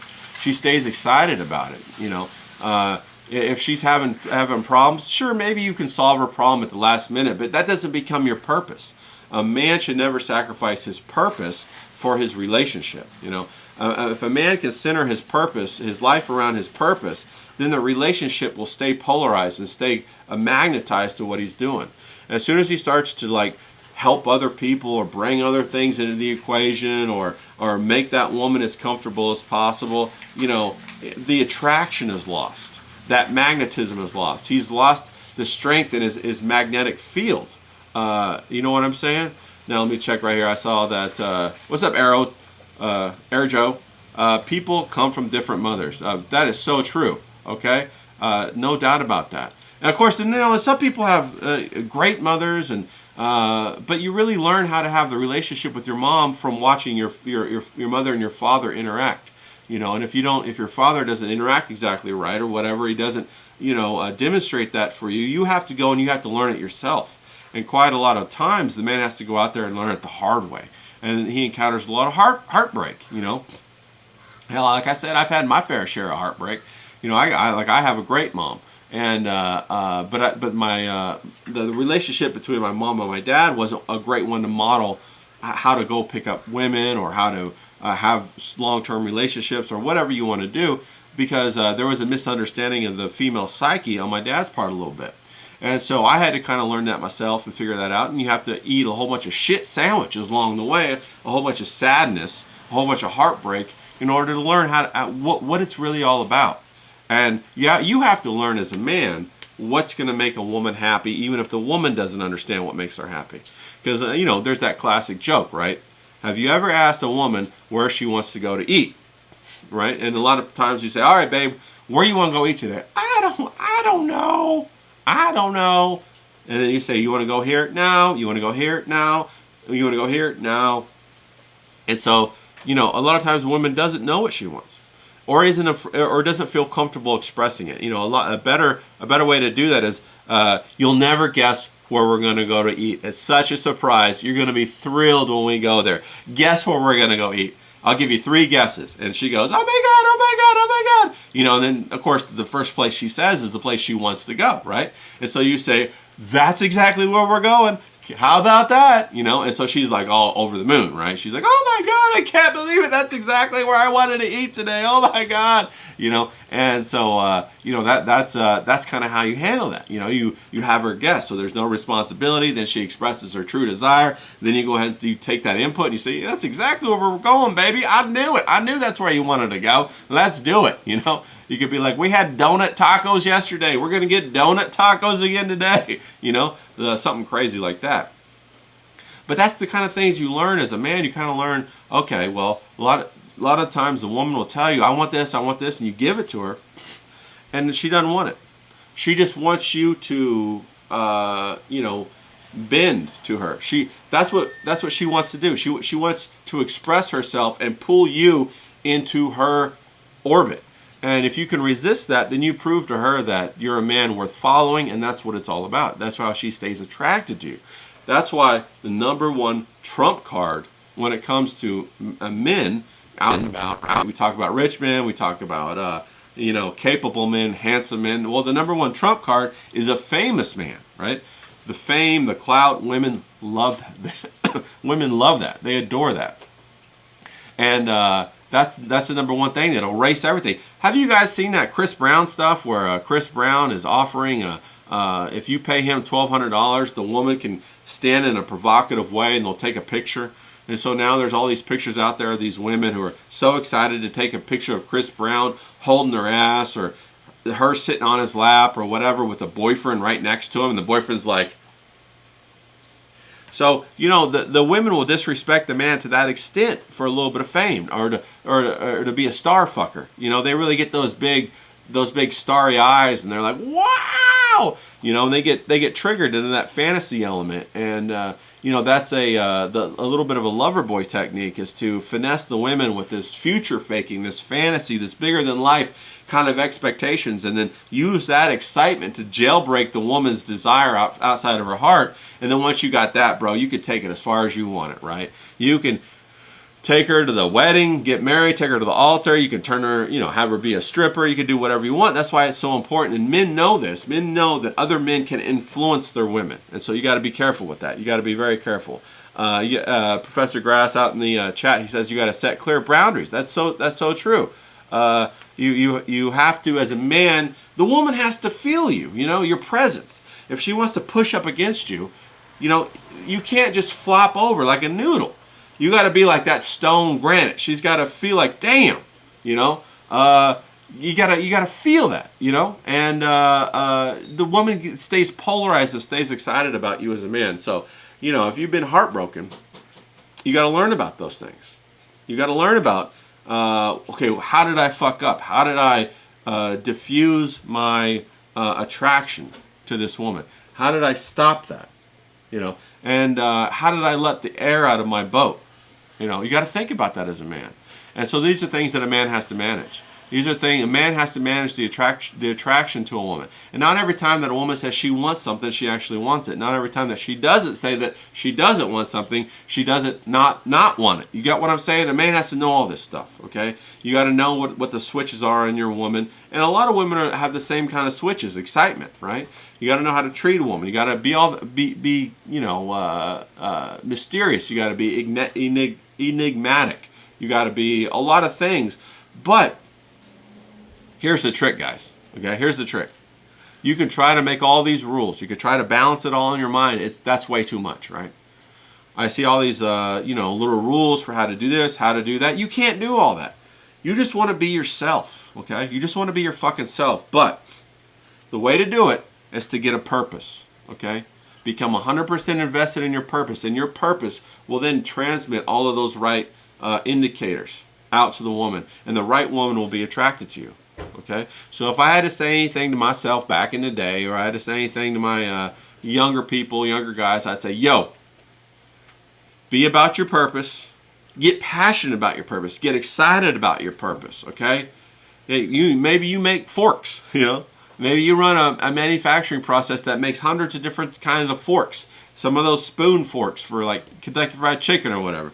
Get excited about it. Get like, bro, this is a 3-prong fork. This motherfucker will go through tuna fish and go through this and go through that. Now, if you want to eat, mac and cheese with the side of macaroni, mashed potatoes, you're going to go ahead and get your spoon fork. We call it a spork. You got to da-da-da. You go through the whole thing. Now, if you're a fine diner, I recommend the 4-prong fork, and it's all 100%, stainless steel. No, it's silver mixed in there. It's all silver. It's plated silver. And you go down that line. It feels so smooth against your teeth. If you can get excited about it, and it makes money, and it provides, and it has you going places, the woman will get excited about it too. Trust me. The women will get excited whatever you're excited about. But if you're not excited, and there's no excitement in the relationship, it's going to fall through. It's just not going to work. And people are going to be like, what the hell happened? The guy's going to be like, what the hell happened to my relationship? You know what I'm saying? All right, we're going to come back here and check. That's right. The Jewess says, be the best fork maker you can be. That's right. And then fork the hell out of her in the bedroom. That's what you got to do. You got to make the forks outside in the manufacturing, and then come home and bring the fork home to your woman, right? And there is a multitude of sins that a good fork will cover up. You got me? If you can lay the pipe right in the bedroom, bro, that will cover over a multitude of sins. So, of course, learn that. And part of that has to do with, how as a man, how you take care of yourself physically. Get your workout going. Look pretty good if you can, naked, if you can. But, beyond everything else, deliver that pipe. Learn how to deliver that pipe. Hell yeah, okay? You gotta lay that good fork down, all right? All right, now we'll come back in here. Now we're about to bring the guys on here in a minute. I'm going to fire up that old Zoom. We're going to drop that link out in there. Let's see what we got. We got Lycium. What's up, Lycium? He says, LOL. Hell yeah, get some good food stuff. I got like half the steaks worth of chewed up gristle. I love it when they make a little more tender. Yeah, bro, I'm going to show you guys how to make the steaks, okay? The steaks is so fucking easy to make once you understand how to make it. And they're done so fast, too. It's like, I used to go to Ruth's Chris back in the day quite a bit, right? And so I used to love Ruth's Chris. There was one in Del Mar that I used to hit up all the time. Shout out Ruth's Chris Del Mar. I used to go down when I lived in San Diego, Poseidon a lot. Shout out Poseidon down there in Del Mar. Love Del Mar, right? So there's Ruth's Chris, and I was always fascinated with how does Ruth's Chris make their steaks, right? And so they sear them like a motherfucker on one side, then they put them in an oven. And I was like, okay, well, damn. And then I, got on the Gordon Ramsay thing. I was learning about it. I was like, well, damn, okay. And then, so I bought myself a cast iron skillet, and I went to town learning how to make steaks. So now I can make the steaks just like they make in them restaurants, right? And then I found a local butcher around here. Now, if you guys know, I don't know if where you're at in the world, but the steak price has gone through the roof. You used to be able to get like, good, ribeye steak for about maybe $12, $15. Now it's $12, $15 a pound, right? So it's some serious business. So then I'm like, fuck this. I'm not going to the grocery store if they're going to make me charge this. They're going to charge me this. I'm going to a local butcher or something. So I went to a local butcher. It's about the same price now. Keep that in mind. And I get some good steak, just like the good quality meat. And then you go on, you throw it down, you sear it on both sides. And by the time you do that, it's just about done. You got to let it rest. When you let it rest, it goes from that kind of red, raw kind of part to that nice and just a little bit pink. You know what I'm saying? So I like my steaks medium. If it's a really good cut of meat, medium. Medium well is a little bit too much for me, but I like it medium. And I like a little bit of au jus with it, a little bit of that steak au jus, that the drippings from the tallow. Tallow is a magical substance, people. The drippings from the tallow come out, and it's so good. I love that. All right. Okay, the Jewish says, be the best fork maker you can be. Hell yeah, be the best fork. Based art department says, I didn't know I was in the presence of a baller. I saw them cards you're making, Ben. They're fantastic, bro. With the little blood splatter, they look fire, bro. Let's see, Grass says, man, you need to set clear boundaries. Hell yeah. Okay, let's see here. Elysium says, fuck that, we eating fancy tonight. We going to dig through the trash behind the steakhouse. Hell yeah. Well, is it? That's right. Now they do. I ain't gonna recommend this, but I mean, hell, I've known some women, right? This blew my mind. I knew some knockout, fire, dynamite, beautiful women, blonde hair, blue eyes. You know, a couple, not Asians. Asians didn't do this, right? Brunettes, other kind of women that would date drug users. I knew this one girl who dated a heroin user. I couldn't believe it. And I think she was just caught up in the drama of always bailing him out or helping him or oh my God, where is he tonight? And then spending like 2 or 3 hours searching the back alleys in her car to find him and then bringing him home and stuff like that. You know, but she was gorgeous and she came from a wealthy family too. And I could never figure that out. I mean, I know it now. You know, she's addicted to the drama, right? And she wanted a man who she felt was honest with her. And so every other man in the world who's kissing her fucking ass and telling her how great she is, she didn't feel like it was honest. But this one guy who said, oh, you're kind of a piece of shit. You can be a cunt sometimes. She was like, oh, okay, this guy's real. He's real. Meanwhile, he's out there shooting up heroin. She's got to go dig him out of the trash can. And so maybe they were shooting for little Roos Chris behind the steakhouse in the dumpsters. You know what I'm saying? We got Elysium out here. He says, you tell her what she wants. Facts. You got to tell the girl what she wants, man. And girls love that. Girls feel taken care of, right? Say, for example, you like, baby, it's your birthday. I ain't doing nothing for your birthday, baby. Forget about it, right? She gets all sulky, all mad at you, but she ain't leaving you. But in the back of your mind, you set up this like surprise birthday party for her, right?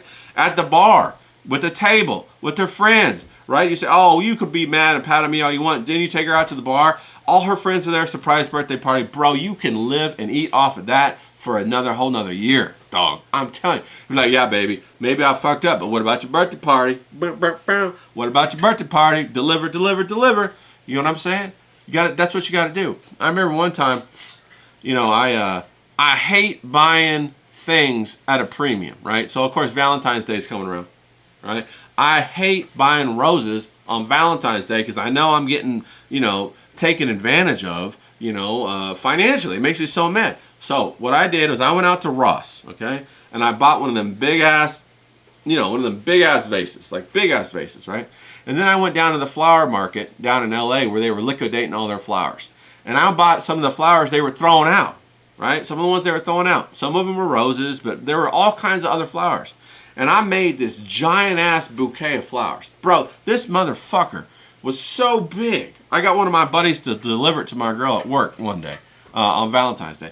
This bitch was so big. So all these other girls are getting their like, what is it? The flower.com and whatever the florist delivers. You know how they come. They come all wrapped in plastic. Oh my God, I got my dozen roses. You know, and the other go, oh, I got a dozen roses too, with a little bit of chocolate. The other go, oh, I got my dozen roses too. I got a little bear. You know, that chocolate, they ain't gonna eat that, bro. That bear is gonna get tossed away. It's all about showing off for the other women, right? So I had my bro walk in there and deliver this motherfucker.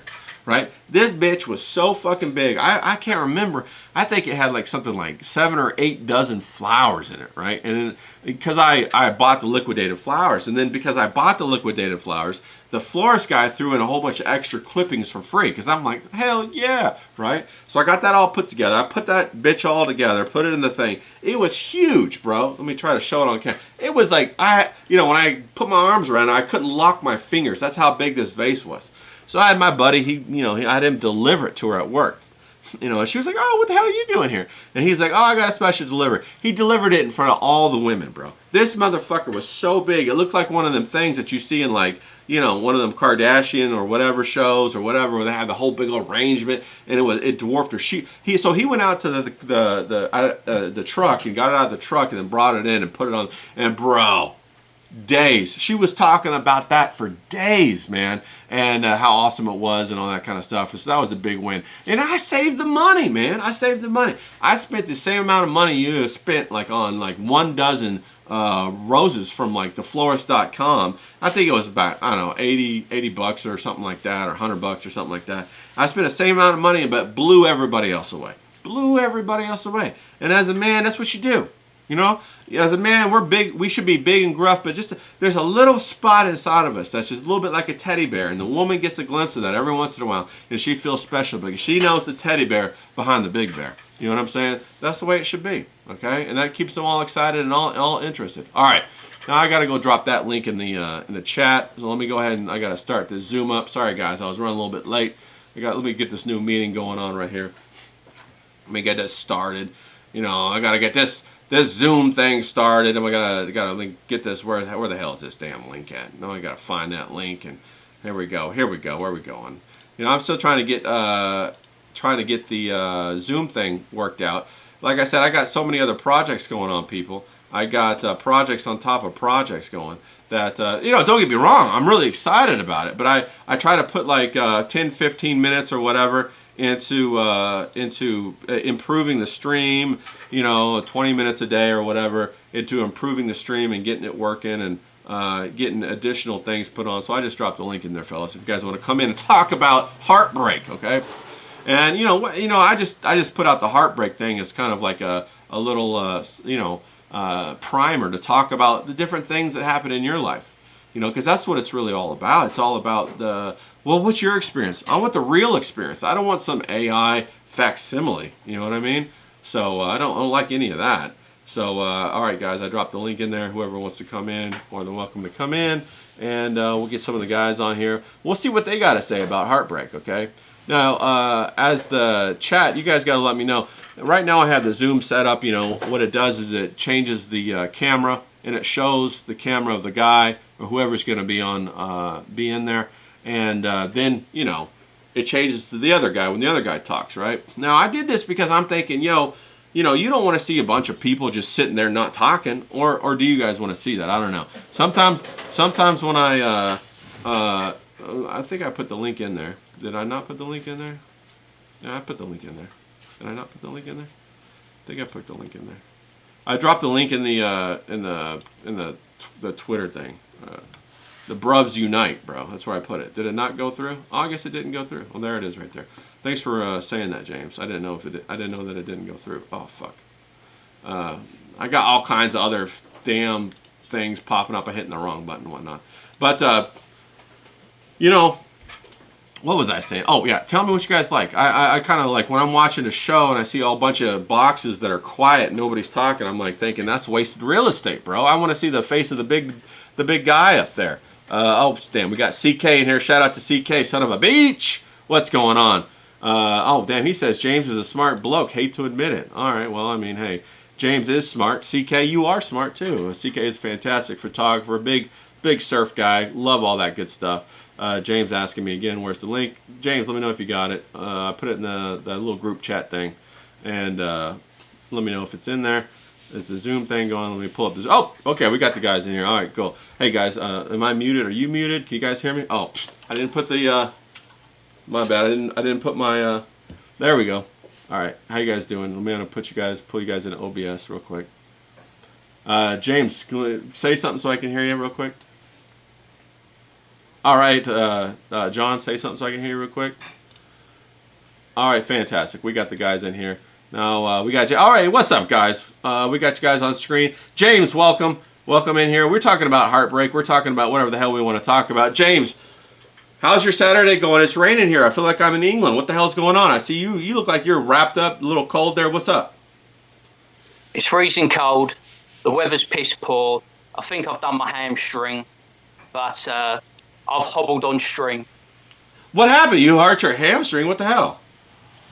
I don't know. It's just like I was doing the old usual, doing a bit of running, doing a bit of jogging, and I just felt a fucking twinge, man. I'm getting old, bro. Fucking hell. I Dude, can't fuck. hack it like I used to. Can you imagine if I'd done that in the bedroom with a little treacle? Can you imagine how embarrassing that would be? I'd have to hobble off. I'd be like, Jesus, fuck. It's like, you know, like it's like when you get shot in the arse. You're like this. Fuck. Yeah, yeah. To the Jewess says we got to get subtitles for you because she can't understand a damn thing you're saying, bro. How about that? She fucking understands. What's she talking about, man? Fucking All right. hell, man. All right, John.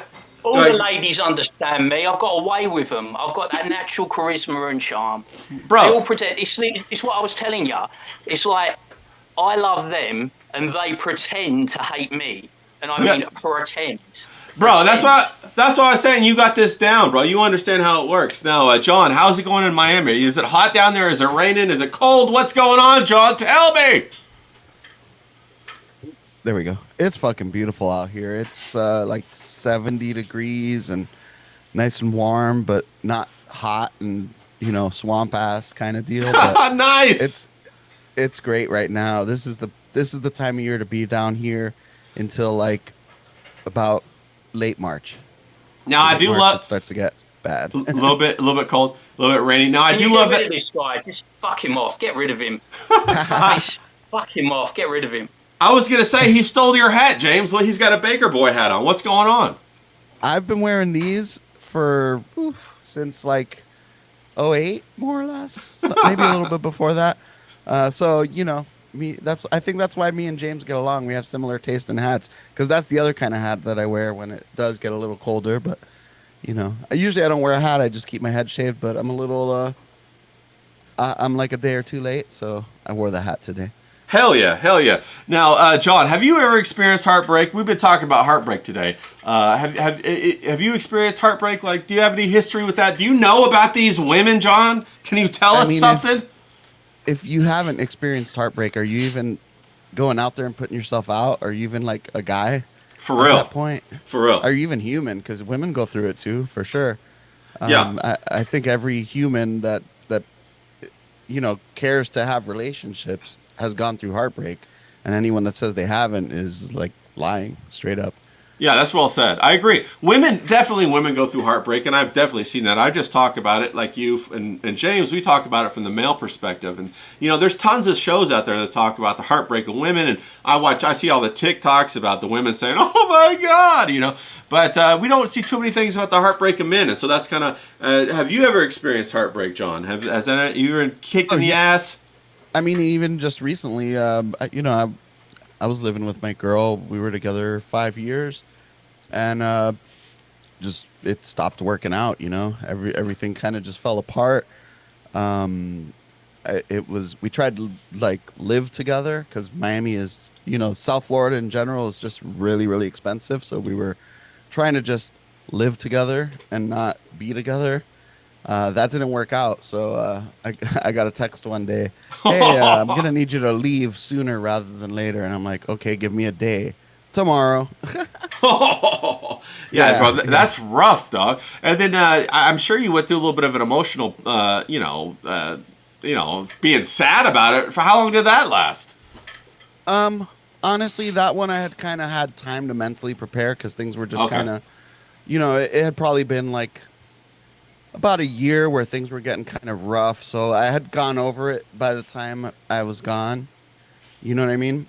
Yeah. At that point, it was more like, oh shit, I got to figure out what the fuck I'm going to do. But Yeah. no, but I mean, I've been through heartbreaks. You know, usually typical, I would say, grieving time for me can be a month, or if it's a longer relationship, maybe 2. Yeah. But you kind of got to find your own way and figure out what you want to oh shit, there's Professor Grass. We got I can see his Professor hands. Grass in here. Shout out to Professor Grass. But continue your thought, John. Yeah, no, I think it just depends how long the relationship was, how intense was the breakup itself, how intense was the relationship. You know, and everyone grieves differently, of course. Yeah. But for me, it's typically like a month or 2, unless it's like a short relationship. But I'm talking real, you know, heavier relationships is what I'm talking about. James, have you? I don't think you've had any heartbreak, James. You seem to be just fine with the birds. What do you got to say about this? You see other people floundering around? Tell us your wisdom. Tell us your wisdom, James. Where'd you go, buddy? Yeah, I'm there. Yeah. Yeah. I think the arrogant part of me would be like, it's her loss. You know what I mean? That's how Yeah. I move on very quickly. I don't worry about the past. Once it's done, it's done. I bin it off. I move on to the next thing, because it's like I said, it's like you can't win the lottery if you don't buy a ticket. And there's always another woman out there. There's always something around the corner. But yeah, I think one time, and I've told you about it like vaguely, but one time, I think the only woman that I've ever truly loved, you know, outside of my mother, you know what I mean? Because a mother's love, but, you know, a romantic love, you know, it was early in my life. It was like, we met when I was 18.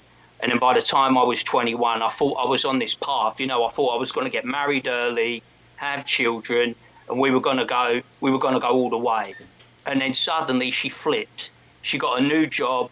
She got a new set of friends.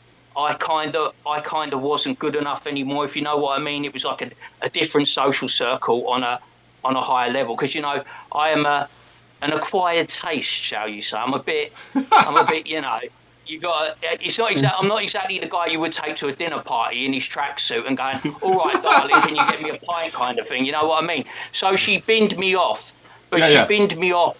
That's the only time I've been binned off. I've never been binned off other than that. I want to get that straight. I do the binning off. You know, that's the one time I got binned off. Yeah, James she binned me off. James is a little bit. James is a little bit like blue cheese. He's pungent, but he sticks with you. And every time I've talked to James, I think I'm in a movie like Snatch or something. I'm ready to go to the dog track. Yeah, so she did something so horrific to get out of it. She was because like my family are Catholic. She was pregnant with my child. Oh. And you know what? If you want to share, you can share. But if you don't want to share, feel free. I had to find out from a friend of hers. This is how sick it is. Oh, holy I found shit. out from a friend of hers who fancied me and, you know, knew if she told me that I would probably want to sleep with her in revenge, which I did. Wow. And she told me that she got an abortion behind my back. Damn, that's heavy, bro. That is heavy. That was so horrific that I went on this incredible tear. You know, when I told you I went on this incredible tear of drinking, drugs, gambling. I just went on like a 10-year tear where I was just using and abusing. You know, I couldn't wait to bounce from one relationship to another. I took it so badly that I couldn't form relationships or hold on to them. It was just like, which bird can I get next? Which bird can I get next? Because, you know, all the trust had completely gone. Yeah. It was that horrific, and that fallout was so bad. So that's the one time. But other than that, you know, you just got to bob along, ain't you? Yeah. But that was pretty horrific. Yeah, CK says he had a similar experience, so maybe that's why you guys get along so well. But damn, bro, I'm sorry to hear that. That's terrible. CK's got to take me on a photo shoot, man. I'm so jealous. He's out there photographing the birds. I'm like stuck here in the freezing cold, and he's out there snapping away, mate. You know, two-piece bikinis. Yeah, we got to get you out here on the Hop the Pond, buddy. Professor Grass, how you doing today? Welcome. I'm glad you're here. Thanks for showing up. Now, you're one of the few guys that you have a successful relationship, long term. You're married. Dad, did you go through heartbreak before this, or were you just like you hit a home run straight out of the gate? Yeah, what happened? There's no way. There's no way you could hit a home run every time. You guys can hear me, right? Yeah, we can hear you. I don't know if cool. I didn't know if it's like Discord or not. I didn't see lights coming on or anything. Yeah. We're trying this new Zoom thing. It looks better. It removes the delay. I just got to figure out how to manage it better. But go on. Well, say what you're up, Grass. What do you got, nice. buddy? So, yeah, man. Everybody goes through heartbreak, and like John was saying earlier, man, if you're not going through heartbreak, are you even really human? Like, you got to feel everything, all the good, all the bad, and everything in between, because that's what life is, homie. And yeah, man, like my first girlfriend in high school, we thought, you know, we were going to be together and whatnot forever, you know. And then she had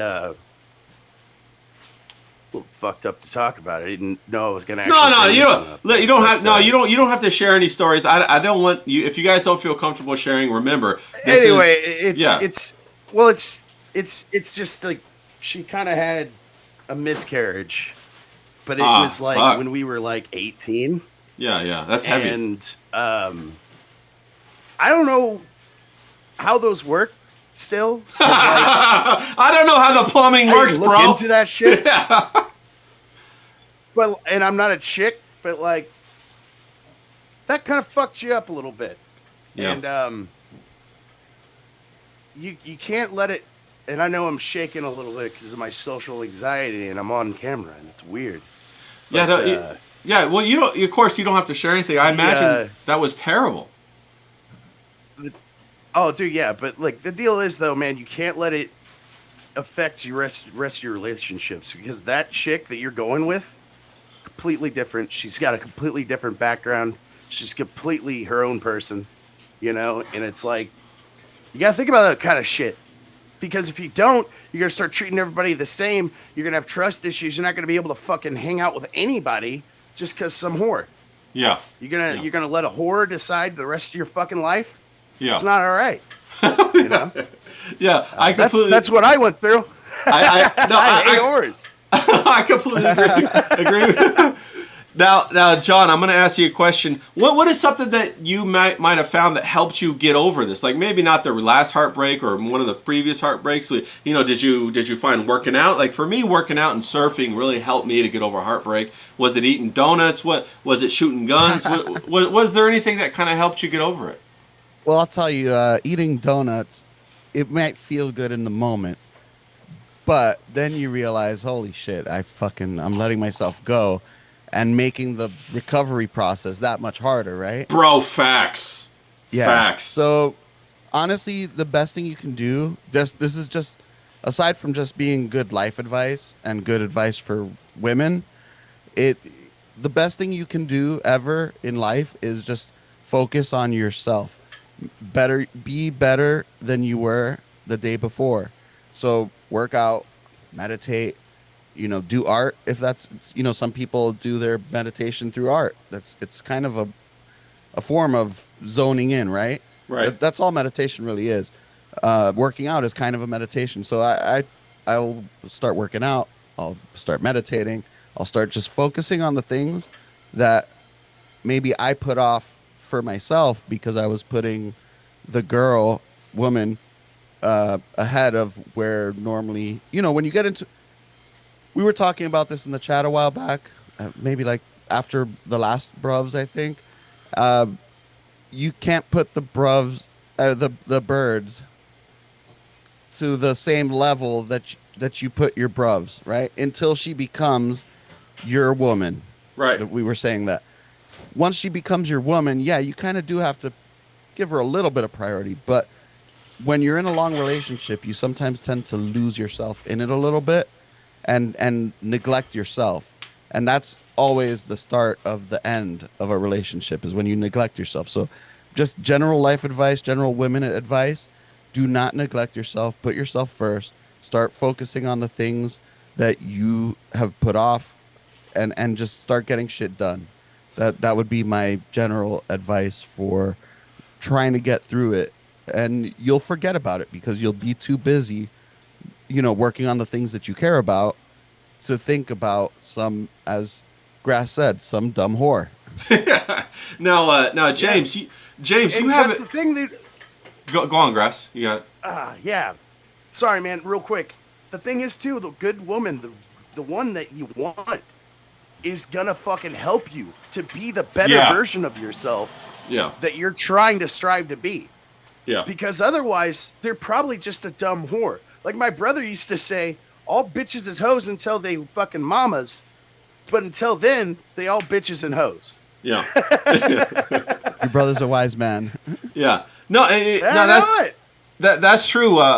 In some capacities, when you say whore, I abstract it to women want attention, and women are built to seek attention, and that's 100% valid. You're right, James. Now, how do you keep that charisma? Because John just said don't lose yourself in the relationship, and James, you have that fantastic charisma. You got that really masculine polarization, that attraction that drives women wild. How do you keep that, but still have the relationship with the women? How do you balance that? I'm grounded in sports. I've always played sports. It's a mentality thing. It's like when you do boxing, it's a discipline. You have to be disciplined in everything in life. And me, it's like, I don't know if you lot watch American football, but when they play defense, you've got this thing about bending. The defense will bend, but it won't break. That's why I said to you, didn't I? I'm made for this online game because there isn't anyone in the chat. There isn't anyone online, whether they're like famous or they're not famous. They can't break me. I've got a fucking iron will. I'm arrogant as fuck. I can talk with the best of them. And, it's the same when it comes to women. I treat women with the utmost respect. You ask anyone online, you ask Dewey, you ask Kerry, you ask Pat. I am like a cheeky chappy. I flirt with them, but I'm respectful. And if anyone ever stepped to them or anyone was out of order, I'll be the first one in there, fucking defending them, because that's what I do, like with my bros, my pals. I've got that kind of like, I go to the football. I've got that pub culture. I'll be like John said the other day, didn't he? Me and John have never hung out, but he said, "Oh, James will be the first one in a scrap," and I will be. I don't care if he's fucking 10 foot tall or he's a midget. I'll be the first one in there, laying it in, because that's just the way I am. That's just the way I'm made. I'm very much my father's son. My father is very much like he's not like me. I'm more like my mother in the way I'm outgoing and charismatic. The way I'm like my dad. He's a strong, silent type. He's stoic. If you can imagine like a Gary Cooper or a John Wayne. And when my dad was in his pomp, he was a feared guy. You know what I mean? He'd fucking lay anyone out. If someone even breathed or looked wrong at my mother, he would fucking iron them out just like that. You know what I mean? And that's the same mentality that I've got. We're trying to bring back alphas, alphas, but masculine men, men's men. You know what I mean? Pals, bruvs, drinking culture, sports. You take care of yourself. You go to the gym. You eat well. That's what we're trying to bring back, and that's what I'm like. And I don't apologise for it. And if people don't like me, they can go fuck themselves. I don't give a shit. I'm going to carry on doing my thing with my pals. That's just the way it is. Right, and that energy right there is so seductive to women. It's like the ultimate masculine energy, and it just pulls the feminine women towards you. Like when you walk down, when you have that kind of bravado, that kind of attitude. And I think like when men start to try to please women, I'm not saying like you're not supposed to be nice to women. You certainly are, right? But how do you balance, like, still, is it just being respectful to women, or how do you balance that machismo that you have? I think you have to know respect. You have to know the woman, and you have to know her boundaries. You can push boundaries if you know the woman well. But if you're just meeting a woman, you have to build up to find out what her boundaries are. And then you have to ask yourself, can I be with this woman? Because I told you before, I like someone who's a bit messy. I like someone who's a bit feisty. I like someone who gives as good as they get. You know what I mean? If I bite, I want her to bite back. You know what I mean? Yeah. I want that friction. I want like what's the word? Like, like the War of the Roses film. I don't want us to kill each other. I want us to be that energy. Passion to be there. There has to be passion. You just want to fuck. You just want to fucking grab her. You know what I mean? You just want to fork the hell out of her. When you get back home and open the door, right, the first thing you want to do is fuck dinner. You just want to slam her. You know what I mean? Hell yeah. That's the kind of thing I want. It's like I said to someone the other day, right? He was like, I can't remember who I said it to, but it was like, if you don't give your bird, right, a passionate slap on the arse every day and let her know how sexy she is and how much you want her, then you ain't got no fucking relationship, man. You just want to fucking... Exactly. You need to be able to grab her. Just give her a fucking... Not fucking beat the shit out of her. Just give her a nice tap on the arse and say, fucking hell, yeah, you're Damn fit. right. Yeah, what do you think? That's how I am. Grass, is that how you? Yeah, dude. Is that how you do it? And is that how you're able to maintain a long-term relationship? You're the expert here on That's that. how you do it. It's that simple, James. It's that fucking simple. All right, let's fucking hang out go. with your wife, you give her a slap on the ass, you fucking give her a nice kiss every now, suck on them titties and shit. They fucking love that shit. You love that shit. Everybody's life is extended. It's a happy fucking time. Bro, that's fire. That's how. Fucking happy. Get excited about your wife, dude. Yeah. Now you've been married for a while, and is that how you keep the chemistry going? Because I haven't had that experience. I don't know nothing about it. Never been married. You're successful in that area more so than some of us. John, what do you got to say about that, John? Well, I see you raising your hand. I was like, John's raising his hand. Holy shit, what's going on? No, I was just flipping my AC. Okay. Running the control, but okay. I have a little bone to pick with James because if there's a 10-foot guy and we're getting into some shit in the bar, I'm gonna jump in with you. But if there's a midget and you jump in to defend me on a midget, me and you are gonna have a problem. All right? I don't need any help with a damn midget. Hell yeah. He just wants to see if he can know throw what I it. mean. It's gonna Come be on. competition at that point. I know what you mean. I'm just being a fucking troll. You know I need to defend you against the midgets, right? Come on. They are the tough ones. They're on the ground. If he punches you in the balls, you're fucked, mate. You ain't gonna be able to hit. You ain't gonna be able to do nothing. If you can get Nice, past right my by your punt ankles. kick to hit him in the balls, to hit me in the balls, I fucked up. Now, Grass, do you have any other tips? You got any other things that might pop in your mind? Because, us guys, we don't have that experience, that long-term relationship. Man, I've been to many weddings over the years because Is it all about the time cake? flies by and shit. And the thing is, every wedding has that suggestion box, and it's like, oh, what do you for a good happy marriage, And like every single time I go, I use it as a dad joke, I guess, but like I go and I give her the last piece of pizza. Every bitch loves pizza, and you love pizza. Give her the last slice because it's just showing, hey man, you can have this. It's like kind of like how we have that connection with dogs and canines and shit is because we've given them our scraps and shit over the years. It's just saying, hey man, this delicious time, this awesome pizza, this is yours. And it's over the years, actually, I've done it actually in practice, not just joking about it. It actually works. My wife actually does love pizza though. And also I cut it in half now because we have a kid now, but like, Yeah. Now the trick here is to buy 2 for 1. Don't let your wife know that you have the second one. Give her the last piece, and then keep the other one in the bedroom for later. You know what I'm saying? that's how you do it. Yeah. You keep it in the outside fridge. Right. Now, John, what going forward? You said that definitely you treat women one way, and then when they become your woman, you treat them another way, kind of like what Grass just said. But before they become your woman, what kind of things should you do? You give them the last piece of pizza? Do you not give them the last piece of pizza? What do you do?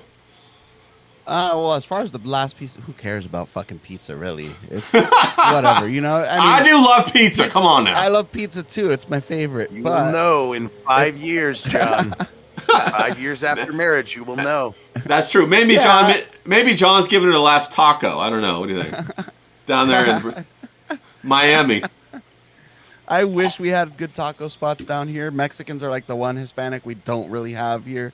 So I miss that from my time in California. But no, I mean, as far as the last slice of pizza, that's like not really. I mean, when you're in a relationship, that matters. When you're, in the dating thing, it's a game of cat and mouse. Yeah, you can't Right, do that like- in the dating thing, right? If you've ever had cats, you know how No, they say, fuck "Are you them a hoes cat in the person?" datings. Yeah, I Just gotta like fuck there. the hose. Yeah. You know how they say, "Oh, are you a dog person or a cat person?"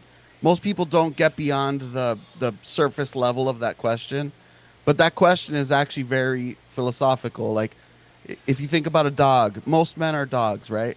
Uh-huh. You touch them, they come back for affection. They Yeah. like being pet. Cats, they're not going to come up to you unless they want something. Yeah. So they'll come up to you, and then if you try to get too close or move too fast, they might run, and Yeah. it's a tug and pull, and Yeah. and that's a big part of it. You don't want to ever put a woman in a spot where she knows you're always going to reply right away, where you're always going to have plans ready for her specifically, unless you tell her, hey, we're going to go out this Friday, right? Yeah. Or whatever it is. But it's a cat and mouse kind of thing, a tug and pull. Yeah, where push, you have pull, to push, pull. Give a little, Yeah. and then pull back. Yeah. And then go a little more, and then pull back. And that'll keep it interesting for her in her mind, the way they operate. Obviously, there's exceptions to everything, but these are just general. Yeah, for Good sure. No, we're just talking about tactics. like the general mechanics. Like James, do you do a lot of push and pull with the women, or you get them a lot of maybe rug and tug? What do you do? You got to it's got to be like, when you go fishing, you got to reel them in nice and slow, baby. You got to fucking, that's what you got to do. You got to reel them in, But the thing is, I was saying to you, just going off beat a little bit, it's like with this online thing, I like this group because I imagine that we're exactly the same in real life. I think the problem with the dating game now is people are fucking duplicitous. You know what I mean? Oh, yeah. With all the online stuff now, all the fucking filters, you fucking go online, right, and you think you're dating a 25-year-old hottie, and you find out she's a 70-year-old granny. You know what I mean? It's That happens. mad, mate.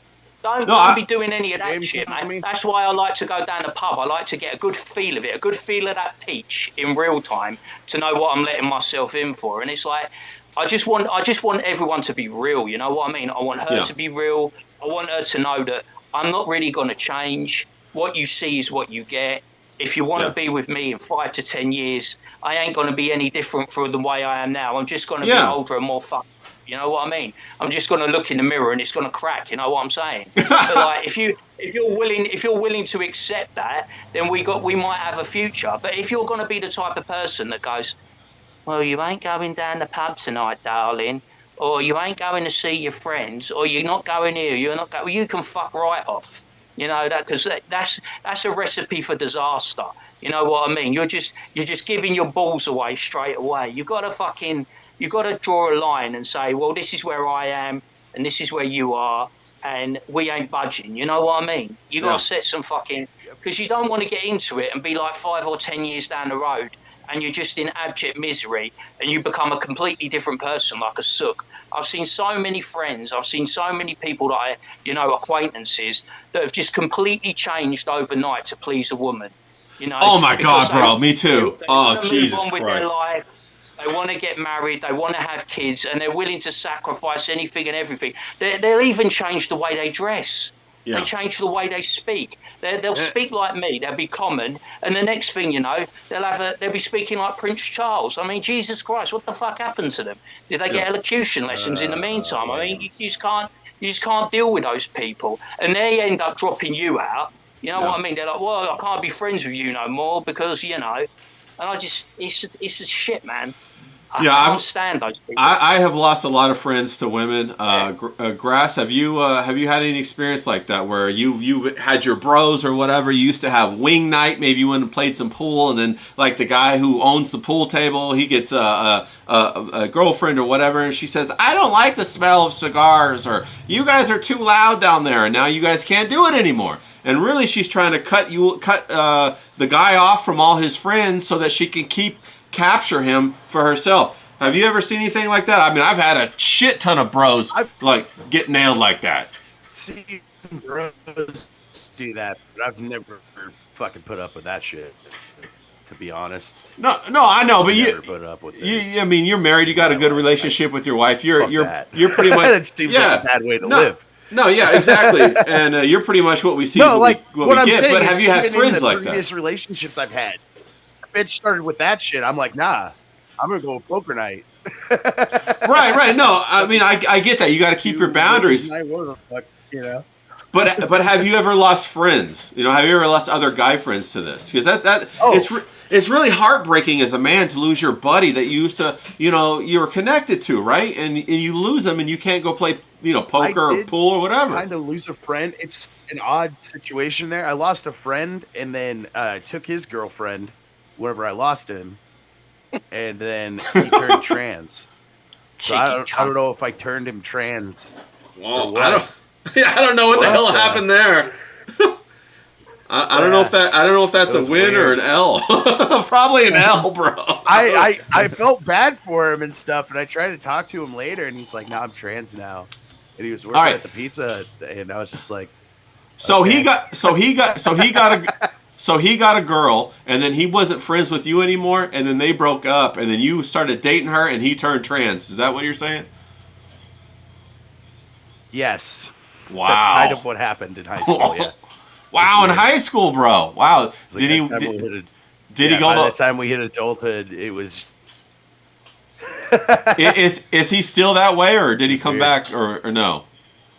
Do you know? Yeah, dude, he's still that way. Like, wow. It was weird too, because after I left her, she had him move in with her, but he's like this weirdo trans guy or whatever that sheds his skin every year.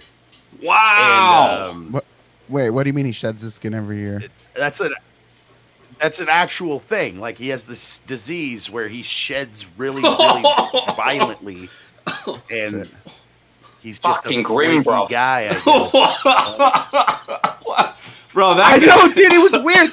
I left this chick, and her whole life fucking fell apart. Wow. And she cheated on me, and then like I was just like, okay, so I left. Wow, bro. And then she gets a hold of me like 3 months later and is like, yeah, so I let this dude's move in, and they painted on the walls in the other room and ruined the deposit that I had on the apartment. And I'm like, oh, cool. I'm glad my name's not on that fucking apartment. And then like 2 months after that, she's like, oh yeah, fucking such and such has moved in. The dude that, you know, is all flaky and is trans now. And I'm like, okay, what does this have to do with me? Poor guy's flaky like a crescent roll, man. Yeah, damn. It's kind of bad. Like, I can't even remember what the disease was, but like, he just got real flaky every year, and like he called off work and shit, and like was in bad pain and shit. And like, I felt bad for him, but then he went off and just did that trans. And you said he works in a pizza. He works at a pizza place. That's what I'm saying. He works in a pizza place. How the fuck did he work at? Oh, dude, you know what the worst part is? Worst part is, I used to work at the pizza place. I used to work at that pizza place and the other pizza places around the other two towns, right? And I was like, kind of like the top fucking pizza delivery guy or whatever. And I go over there to work once, and I notice everybody's gay. Everybody's trans. Yeah, you get a side of you get I fucking guess. But like, they were all gay there and shit, and they would call off on the gay month and shit. It was weird. It was a weird pizza, and I never went there again. Yeah, well, bro, I would never eat there. All right, that's this crazy. one in particular, too gay. Come on, bro. You got it. Flaky guy in the back, all gay and stuff. Eating everywhere. Well, I don't mind the gay part, but the skin cells on my pizza is where I draw the line, bro. I want pepperoni. I don't want a piece of your skin. Oh, that would drive me wild. John, have you ever had skin pizza? No, I mean, not that I know of. Who knows, right? Maybe that time that I thought it was a little extra salty, sharp Parmesan. Is that why you hate? Skin. Is that why you hate pizza, John? Is because you got one of them bad skin pizzas? Yeah, I love pizza. Pizza, like, legit is my favorite food. I know. I'm just I busting like balls. just gotta stay away from I like it. grass, but someone needs to bubble them to health and Especially if you safety. make it homemade. Yeah. It sounds like shit, dude. They probably choke on their skin flakes, though, man. You Bro. gotta have a filtration system and shit. They be filling up in that fucking thing. Bro, that is rife. And That's then, been catching. Is it fucking contagious? I mean, Jesus Christ. yeah, that's rough. And then No, it's not contagious. It's just like a skin disease where his skin flakes off like a fucking snake every year. Elysium says pork rind pizza. Oh man! Wow. So Oh God! you're breaking up a little bit over That there, one Grass. fucking got me. Yeah, that was pretty good. I Yeah, could taste it. pork rind. Ugh, horrible. Damn. We got FOMO sorry in about the that. FOMO in the chat. No, you're fine. You're back now. FOMO in the chat. What's going on, FOMO? John, No pork rind pizza for you. No tacos either. Apparently. If you're gonna take a girl out on a date to eat, where's a good place to take her? If you're trying to, how do you judge? Should you take her to barbecue? See if she can, get a barbecue rib in her mouth, or is there anything to that kind of stuff, or slurp up some noodles? I would probably avoid barbecue or anything that's like too messy on a first date, just because you don't want her to feel uncomfortable and awkward about what she's eating, and oh my god, am I gonna spill this sauce on my shirt, or am I gonna look like a pig eating this thing, right? So like, I would say avoid like wings and barbecue stuff like that. Honestly, I would take a girl somewhere not too nice on a first date, like not like McDonald's either. What would you, in your experience, what would you do for a first date? What would you do for a first date? Honestly, I'm a little different. I would prefer to go for like a hike or something like that. And bring cocaine. No cocaine for me, sir. I'm just teasing. No cocaine for me. But if it's one of those days where I'm not doing anything else, maybe I'll partake with Professor Grass on that day. Yeah.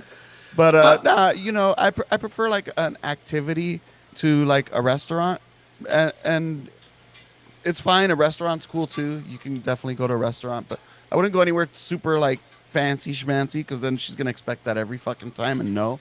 Yeah. And I wouldn't go to like a McDonald's or something, obviously, right? Who's gonna take a date? No, fuck that, right? But somewhere with good ambiance, where you can get a nice little steak and some drinks is usually, if you're gonna do the restaurant thing. But I would prefer like a hike or a day on the beach. Okay. So something out in nature. James, where do you take a girl on a first date? Where's a good spot? Like what's your go-to spot? Right, go and get some pie and mash. Then we go and have a couple of pints. Then we go to the football. Then we go back to mine for afters. There you go. Bam, locked in. Now, do you have a routine? Do you have like a favorite place to go, or do you go different places, or what do you think? Really. When you're in like when you're like London or South London, or when you're in like Sussex, I mean, we got loads of places. We got like Brighton. Brighton's a nice place to go. Hove's a nice place to go. You go anywhere in London, south of the river. Right. How many times have I shown you videos of those pie and mash shops? They look really nice, don't they? Yeah. Quality places. You don't want to give her these really fancy expectations, Keep it low ball, mate. Low pressure. Yeah, low pressure. Make it relaxed, Get a bit of chat on the go, a bit of cheeky chat, See if you've got a nice little rapport on the go. You don't have to do flowers and chocolates on the first fucking date, do you? You know what I mean? Yeah. Keep those expectations low, and if you're lucky, they'll be low forever. Yeah. No, I think you're right. I don't think it's even about low expectations. I think it's about like you want to go somewhere where there's not all this like pomp. No, I got you. You're busted ball. Pomp and sizzle, but you want to deliver the excitement. So taking her to a football game or something like that is perfect. She'll be all excited. You want to have a little bit of alcohol, loosen her up a little bit, and then go give her a fun night, a good time.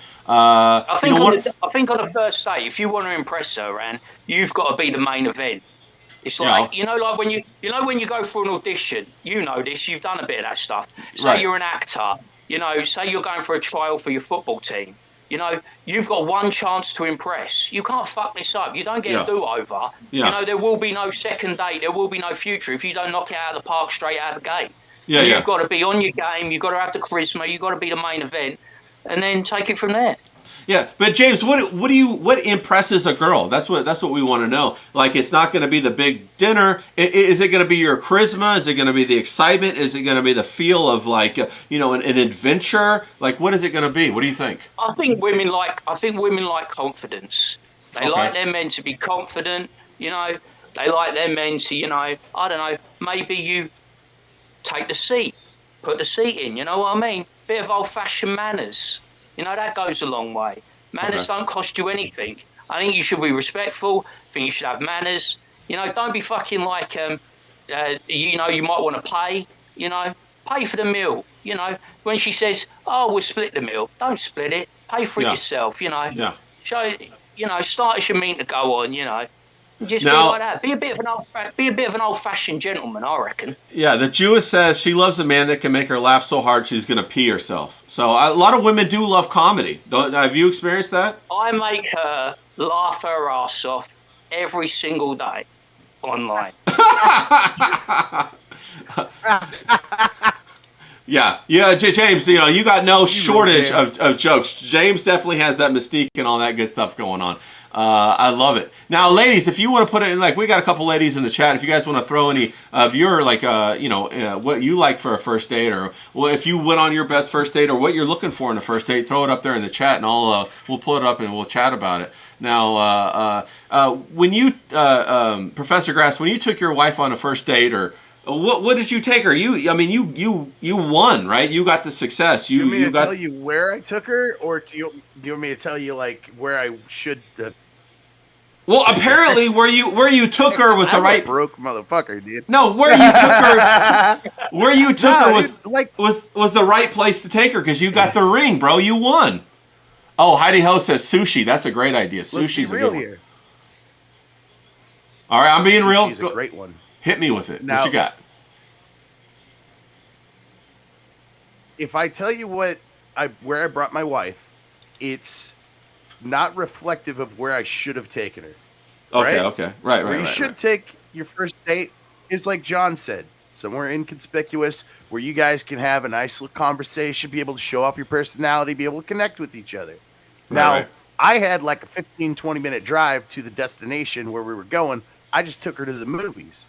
Okay, Now, my okay. philosophy behind this is pick a shitty movie. Pick a Okay. shitty movie that you're going to talk through the whole time. Oh, that you guys no. will never remember the movie or whatever, but if you do, That's remember, smart. it's just because of the connection. That's smart. Yeah. And, I see where you're going with I that. only remember Scout's Guide to the Zombie Apocalypse because of that. Because Yeah, that's like where your I took guys'. my wife, was That's that your movie. guys' movie, yeah. And then, Now- did you guys make out, or Don't was it just straight ever away watch the talking? movie? We fucking Yeah. this bullshit. Oh man, Made out the whole Absolutely nobody time. in the theater because it was That's a shitty my movie. boy. That's what I'm talking about. Deliver the excitement. That's what I love. There you go. Now you were gonna talk, say you you were gonna say where you should have hang taken out, her. you fucking bullshit about the terrible movie, and then you get some fucking action. Yeah, yeah. Now you were gonna say where you should Yeah, have dude, taken you her. just take Where her to, should you? like, where I live, there's like a we call it the Strip. It's not like a Vegas Strip or nothing, but it's just like a strip of place and a lake and stuff. Take her to the nice lake, nice area that is like spend some money, Just be like, Okay. hey, we're gonna hang out. We're gonna fucking do this thing. We're gonna get interactive. We're gonna go fucking talk to each other and fucking learn about who we at the park. Fucking Yeah. great idea. My Yeah. park's too creepy to take her to, so Okay. I gotta go to like a state park or something. Now we got yeah, Fo- man, like it's all good.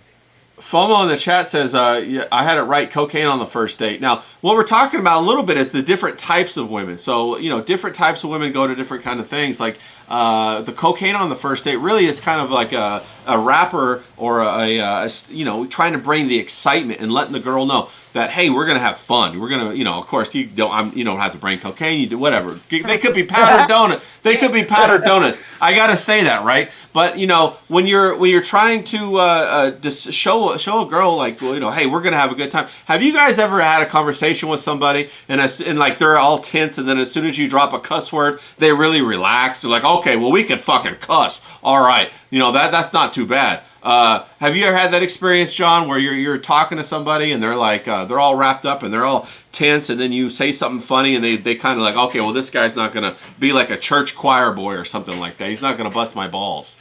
Oh yeah, I mean, if you're not a church choir boy, you shouldn't try to act like a church choir boy. Obviously, Yeah, I completely talking about, agree. like, obviously, in a work professional kind of environment, that those roles go out the window. But if you're just interacting with people in real life, you should never try to. I mean, portray yourself as something you're not, unless you're just like a really horrible person, and then yeah, you should probably try to keep that hidden. Well, then you're a psychopath. You're trying to kill people. So you're like Dexter. You're making a TV Right, show. like you know, I love it. if you're Richard John's Ramirez, just like you know, cover up that evil shit. yeah. If you're Richard Ramirez, you don't want people to know you're Richard Ramirez, so you're gonna Right. try to hide that. But otherwise, you know, you just want to be yourself, man. It's not worth it to put yourself through the stress of trying to maintain some kind of act just so people like you. The people who are with you, who are like-minded, that I always say your people will find you, but they won't find you if you're not being you, if you're not authentic. It goes back to what we talk about on art versus corruption shows that we've done. You know, you have to be true to yourself. Otherwise, you're not putting out you're not putting out your creativity. You're you know, you're not in the hindering zone. yourself. Yeah. Dry Eyes Dilk said that, I'm sorry if I said your name wrong. Bowling for the first date. Now, bowling for the first date, what do you got? James, what do you think about bowling for the first date? You can have a pint, you can bowl a bowling ball, you could get some hot dogs, or, you know, what do you think about that? I've got a great bowling story. So, bowling's funny for me because it was one of my least successful dates. There was this little treacle called Bev, right? And so I drove her to the bowling alley. But I weren't feeling it. You know what I mean? It's one of those birds, right? She had a really nice body, but she had a terrible boat race. You know what I mean? Her face was just not. Her face just wasn't much. She had glasses, right? So when she took the glasses off, you know when a bird takes her glasses off and her eyes are really small. They look like peas, don't they? Right? Yeah. So I just completely fucking went then, and I went straight to the bar, and I was like, yeah, I'll have 6 double vodkas and Red Bulls, right? And I've done 3 of them straight away, yeah. And I was so fucking pissed, right? I picked up you in America, do you have the balls where they're different colours for how fucking small they are? Yeah. But I picked up the biggest fucking ball and I could barely see it. I slipped over, chucked it in the fucking air, it nearly came down on her head, right? Because I just threw it up in the air. Shit. You know when you go, I threw the fucker up in the air, right? And I said, and when I got, I go, do you know what, darling? I don't think I'm going to be able to drive you home. I'm a bit pissed, I think. And then I walked over, right, and I said, well, as I'm a bit pissed, and you've got really beady fucking eyes, I'm going to finish off these 3 double vodka Red Bulls, and then you're going to have to phone your dad or get a taxi. I was like, fuck, mate. And she had a cracking body, but once I saw how bad her boat race was, I was totally not into it. So I completely sabotaged the fucking day. And then my back was killing me. I threw a ball in the air, and then when I got out, right, it was a really nice place. It was like a David Lloyd Centre. Had arcade in there, had Laser Quest. You know, it was a good place. And the guy goes, management wants you to know that you are permanently banned. And I was like, who gives a fuck? I said, it's a bowling alley. It's not like I give a shit, mate. I was like, but it was a nice place. But you know, when you're like that, when you're really disappointed, because when you're fucking, you see it and it looks really nice, but she had it was what's her face? We can't talk about the thing, can we? No, not yet. The thing or not? Not yet. So we can't talk about the thing. But there's a bird, right, who everyone raves about online, and I said to you, yeah, but she's got a fucking humpback. And no one seems to have noticed. When she took that photo, her back was arched over like this, and I'm like, yeah, everyone raves about her, and she does the old fucking OnlyFans thing and all that, but has anyone else noticed she's got a fucking hump on her back? And it's like, no one seems to fucking notice. And I'm like, She's got scoliosis. Yeah. It's like that. It's like fucking, I'm like, what's going on here? Everyone raves about her. All the nerds and the geeks in the chat think this bird's the best thing since sliced bread, right? And I'm like, she's a bit of a dinlo, she's a bit divvy, and she's got a hump on her back. You know, it's the Bev experience of the bowling alley all over again. I'm like, what the fuck's going on here? Yeah, you have to, Everybody's just like, oh, this bitch is so sexy. James is like, she's got a fucking humpback. Yeah. Gross. That's brutal. James brings the truth. You know, I've been catfished so many times on dates. I stopped doing the whole online thing for that very reason. I don't know, Professor Grass, if you ever had that experience of being catfished, but I've been catfished like probably more than I can count on two hands. Have you? Sometimes I show up and I'll be like, okay, I look at the picture, I look at her, I go, you're the older sister. Where's the girl I'm supposed to meet? You know what I'm saying? Or she'll be like, 30 pounds heavier, and she'll be like trying to do the angle or whatever. I'm like, oh my God, what the fuck is going on? So I found that the best first date for me is just to take them to a dive bar.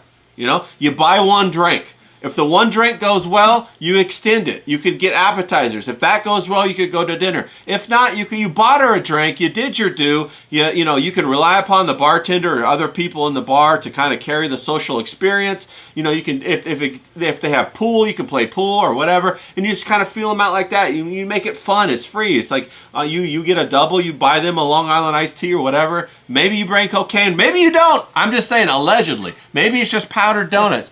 But then you buy them a drink, no harm, no foul. There's plenty of taxis to pick them up if they're catfishing you, which I've had happen many times. I had this girl show up one time. She looked like an accountant, bro. Her picture, she looked like a fashion model. She shows up in a business suit. I'm like, what the hell is this all about? She's like, I'm a lawyer. I'm like, not my lawyer. So, Grass, have you ever had that experience, Grass, where you've been catfished, or was that not so much?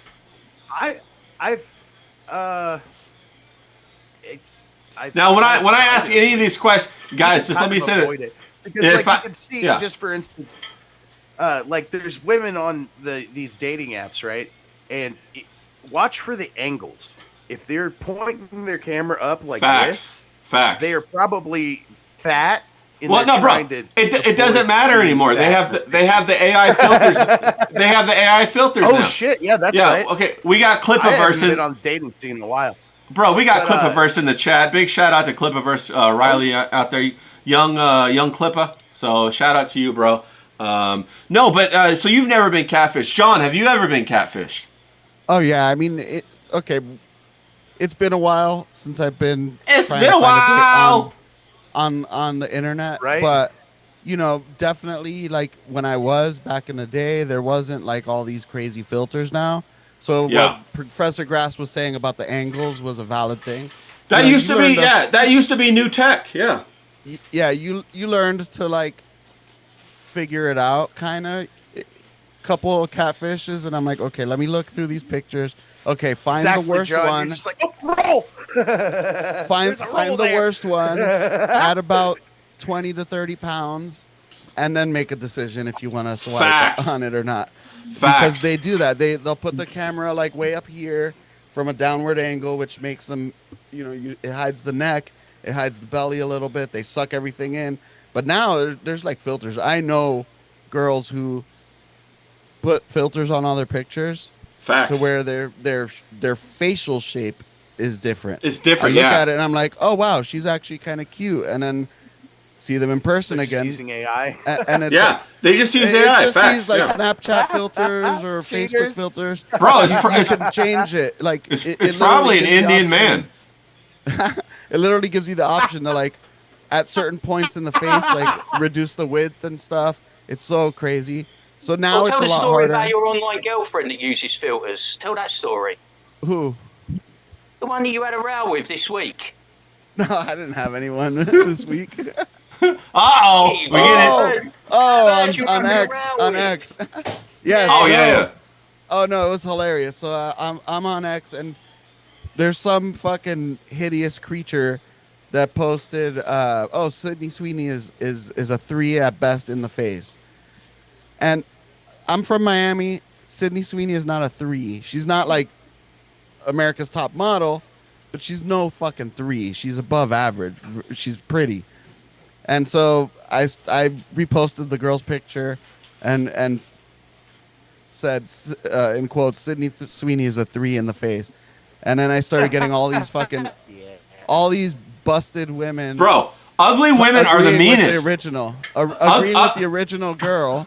Ugly And so- women hate beautiful women, bro. The ogres will come out just to tar and feather a beautiful woman. I've seen it happen all the time. Every woman I've dated, well, I've only dated beautiful women, you know. Every woman I've dated, the amount of haters is always from other women. It's never from other men. That's wild. Yeah, Of course. Men treat them great. They open the door for them. They buy them lunch. They offer to buy them drinks. The other women are the ones that are like throwing all the hate at them. We got shout out to Hal in the chat. Shout out to Hal in the chat. Good to see you. And honestly, most men will treat even ugly women with respect, just to not be a dick, right?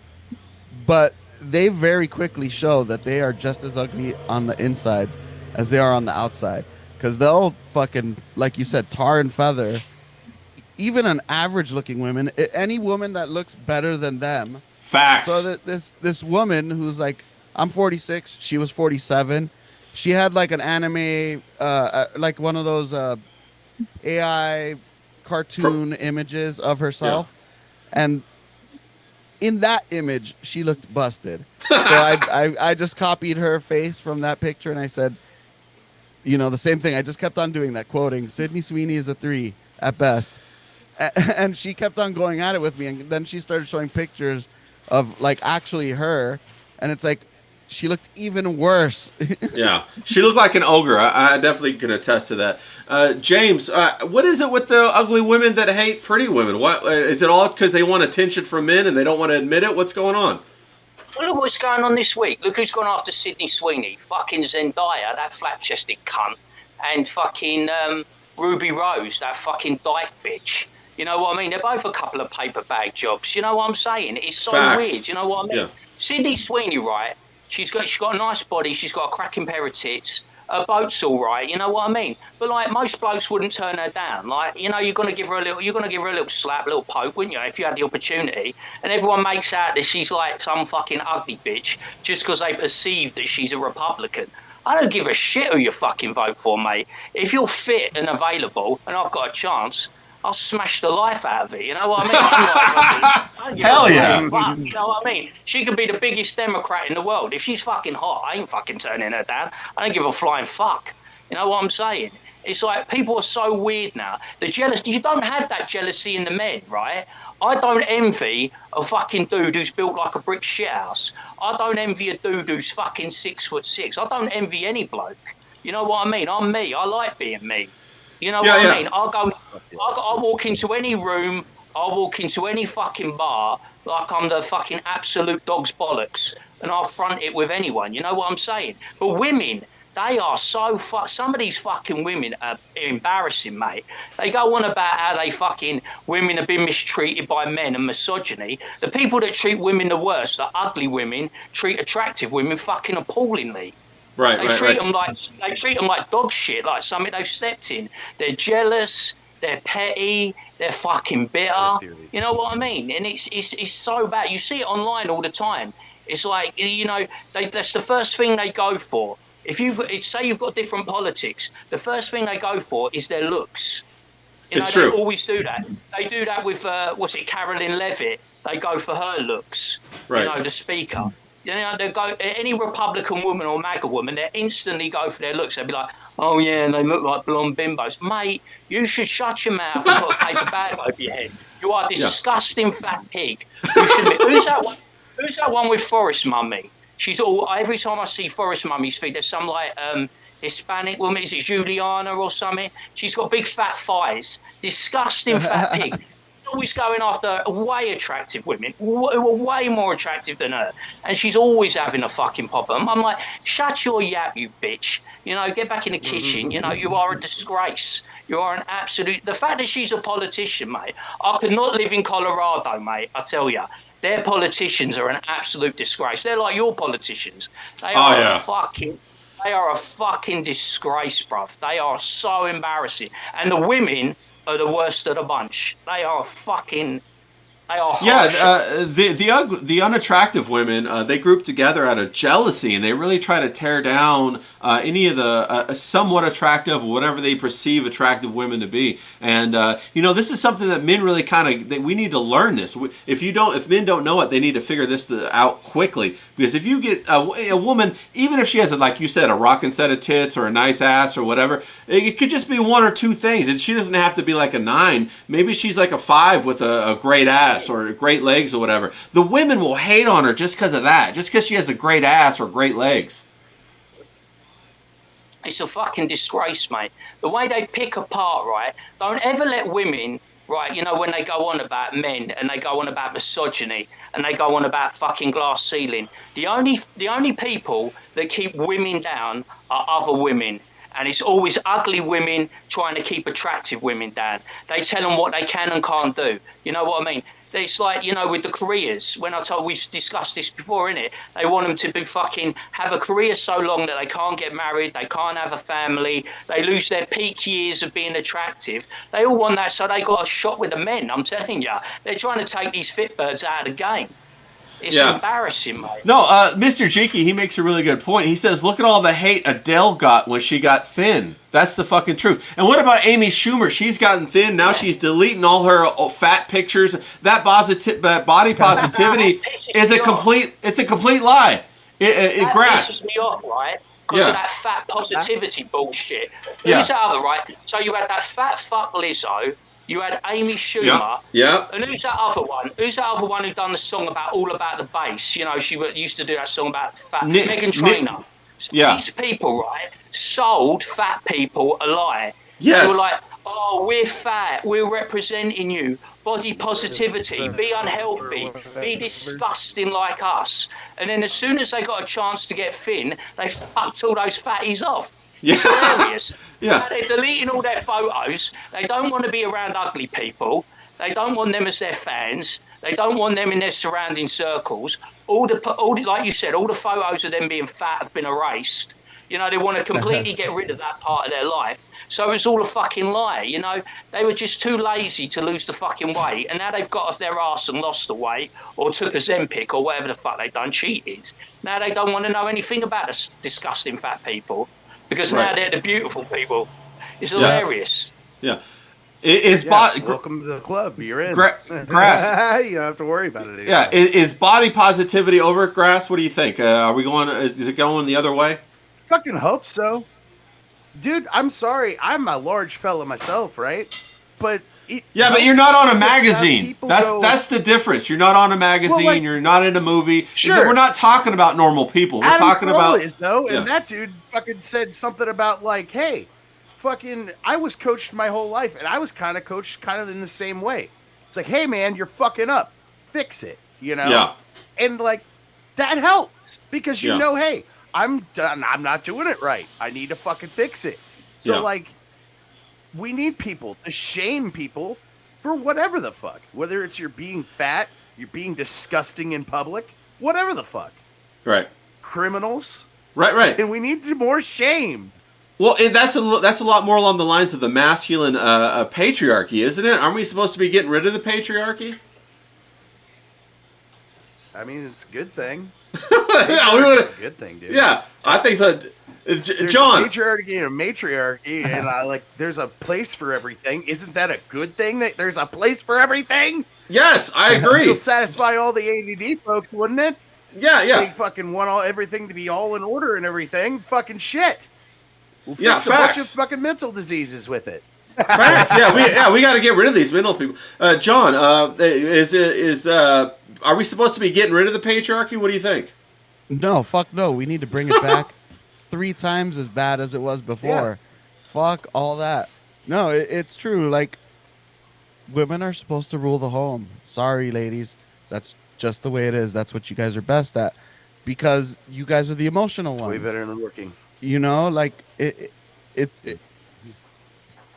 Every woman that I've been with that works, which is every woman nowadays because of the society we're in, they get so bent out of shape over the smallest little bullshit that happens at work. And it's because they're not made for being talked tough to like that. when you're at a high pressure job and your boss is like, what the fuck is going on here? I need this done now. It was supposed to be done 3 days ago. What, and they're just cursing up a storm. Women aren't made for that. Some women can handle it, sure, but they're not made for that. And to get back to what you guys were saying about all these fat people, Fat people.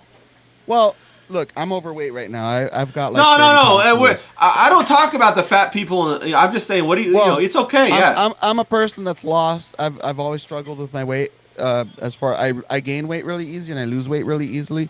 I've lost weight. I've lost 60 pounds or better 3 times. One of those times was 110 pounds in 5 months. And it takes hard work, focus, dedication. And these people are just fucking cheating that too and not bettering themselves as a person in the process. They're just, there's a shortcut. It's this shot of Ozempic. And eventually that shit's going to be banned for anyone that doesn't have diabetes because it's really bad for you. Yeah. If you don't have diabetes, it's terrible for you. 100%. 100%. It's a lifelong drug too. You have to keep taking it forever and ever and ever. You're fucked. Wow. That's how they fucking get you. And they want to keep you into that system to where you're just a slave to Ozempic and you have to keep taking it or you just die. Your shit will just fucking die. You're fucked. And now Medicare pays for it. Too. Like I have a friend who is diabetic who takes it and she feels like shit and can't eat for like 2-3 days when she takes it because her whole body gets like all weird and starts just feeling grossed out by even the thought of food. Yeah, it's bad. It's bad. It's better to just practice fasting. Like I've started to practice fasting, and it helps. And also, in shape, out of shape fat guys are the fucking best fat guys because they're deceptively strong. No, it's fat guys are strong. Fat guys are fucking strong. Awesome. Well, here's the thing. If you think about evolution, just let me get on this real quick, Ray. Sorry. No, you got it, John. Go for it. John. Back in the day, Professor Grass, like in the times of cavemen and shit, people like me and you who can hold on to calories really easily would have been the people that survived because back then you are fasting, 3-5 days. Goddamn and right. Your body needs that we go 2 weeks where everybody else goes 3 days. Exactly. Yeah, I fasted personally for 10 days. That's how that shit worked because we were out there hunting and shit. Yeah. Fuck yeah, dude. I'm working on it. I went 2 days, but dry ice also says that anorexia is the dentist dream. Because a lot of this stuff that with our bodies, other people are making money off of it. Whether you're fat or whether like you're throwing up all the time or you're thin, they're making money off of us. Don't you think so, John? Oh yeah, no, definitely the dentist dream for anorexia. That's fact because anorexia, you're not eating. Your stomach acids start piling up and it fucks your teeth up. That's 100% true. But yeah, they're always just trying to.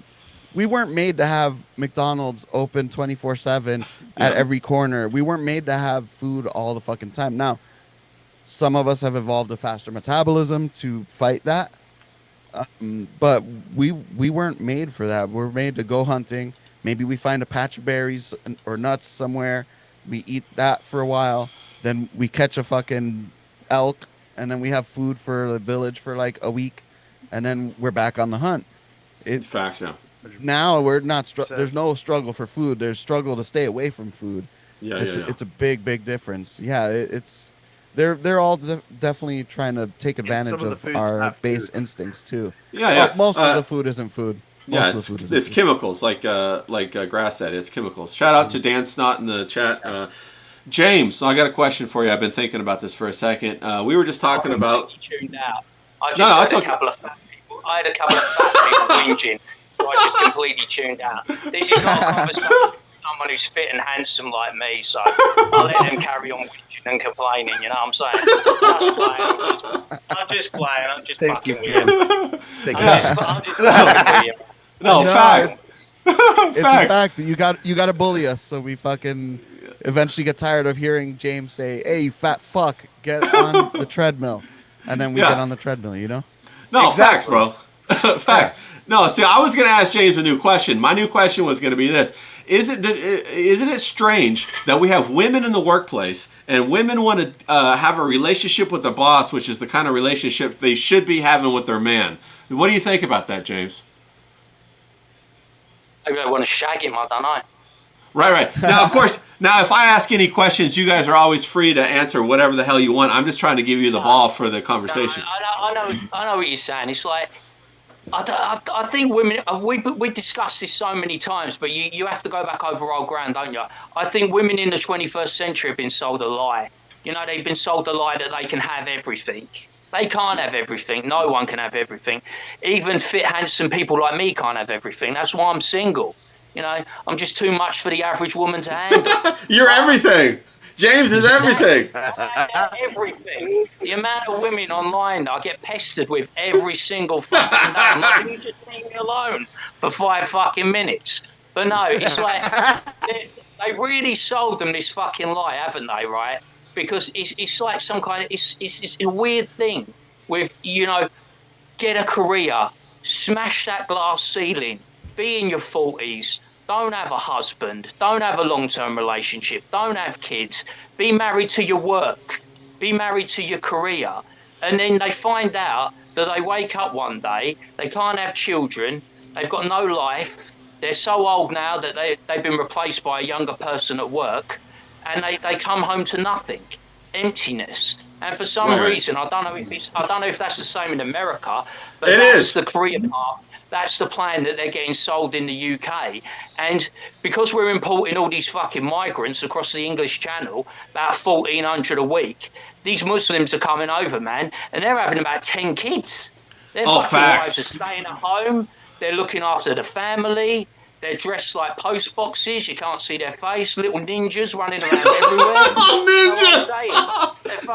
They're doing all this fucking shit, fucking ninjas everywhere. You know, you can't even see the whites of their fucking eyes. I mean, fuck knows how they get a passport or a driving license, but they don't, because they're in the home all day cooking and cleaning, banging out the children while their husband's doing God knows fucking what. He's probably a sex offender. I don't fucking know. Who the fuck knows? But, you know. Bro, that's what we got. He's probably part of some fucking grooming gang or some shit. Yeah, bro, that's facts. That's what happens in the workplace. The woman has her relationship with her boss that she's supposed to be having with her man, and the man's supposed to be taking care of her in the home, but all that kind of stuff. You know, we got an interesting comment from Klippa. He says, upon careful research and consideration, he does not think men and women should work directly together outside of raising a family. That's a really good point, Riley. I love that. Women don't want to yell and build. Men don't want to be set in HR meetings instead of working. Facts, 100% facts right there. And, we got some, we're coming up on an hour and a half right now on our chat. Guys, anytime I ask you a question and give you the ball, feel free to talk about whatever you want. You don't have to answer my question. I'm just trying to pass the ball around. I'm just going to turn it around and talk about me. James, let me ask you. Before we move on from James, let's ask him. James, how do you stay in such good shape? Because America wants to know. How do you stay ripped? I have extremely high sex drive. I knew you were going to say that. It's all about... This is what I do. It's all about forking. You got to fork. Even though it's all about forking. Like, even though... Or is it like, I don't know, fucking like that or something? That's a bunch of tacos right there, bro. Anyway. Better than holes and... whatever. I don't know how it's going to be for me now, because I swear to God, I fucked my hamstring. My fucking, it feels so fucking bad. It feels like What did you do? Were you running? What happened? I didn't stretch, and I just went for it. And I think okay. hopefully I've just tweaked it. But what I do is I do a big run, cross-country run, so across the fields. I do a walk around the manor. So it's either evening, morning, interchanges, and I also do free weights. Yeah. Somebody's asking, are you Jason Statham?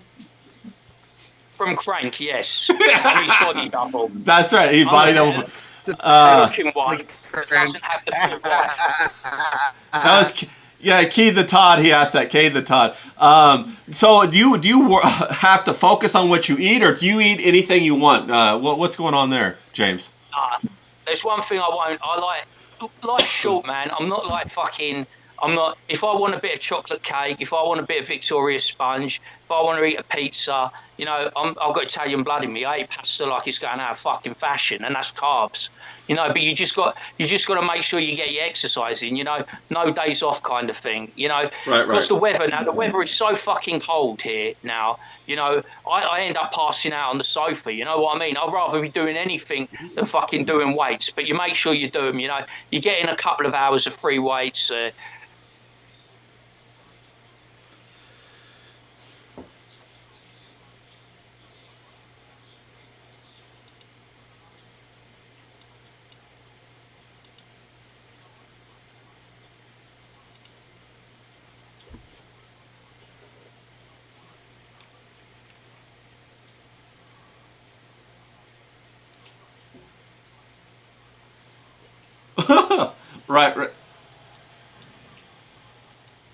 Right. Now we're gonna wrap it up here pretty soon, guys, because we're coming up on the top of an hour and a half of chat, plus 2 hours or whatever I was, or 1 hour before whatever I was doing before. So we're gonna have a couple final thoughts. We're gonna go to who is next? Was it Grass? I think Grass is next. Grass, what are your thoughts? We covered a lot of stuff today. We had a good time, bro. I'm so glad you came by and we're able to kick it with the boys. What do you want to leave people with? Where can they find you? What's going on? Talk to me, man. Talk to me.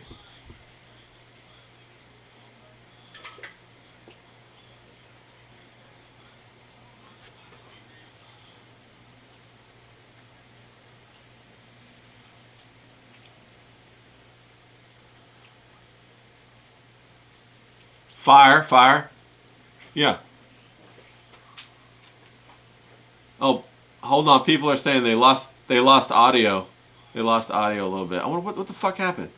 Can't hear Grass. Okay, let me drop the audio of the Mac OS capture out real quick. Let me delete that. Yes, Mac OS. Let me re-add that real quick. I guess after a certain amount of time, it just there we go.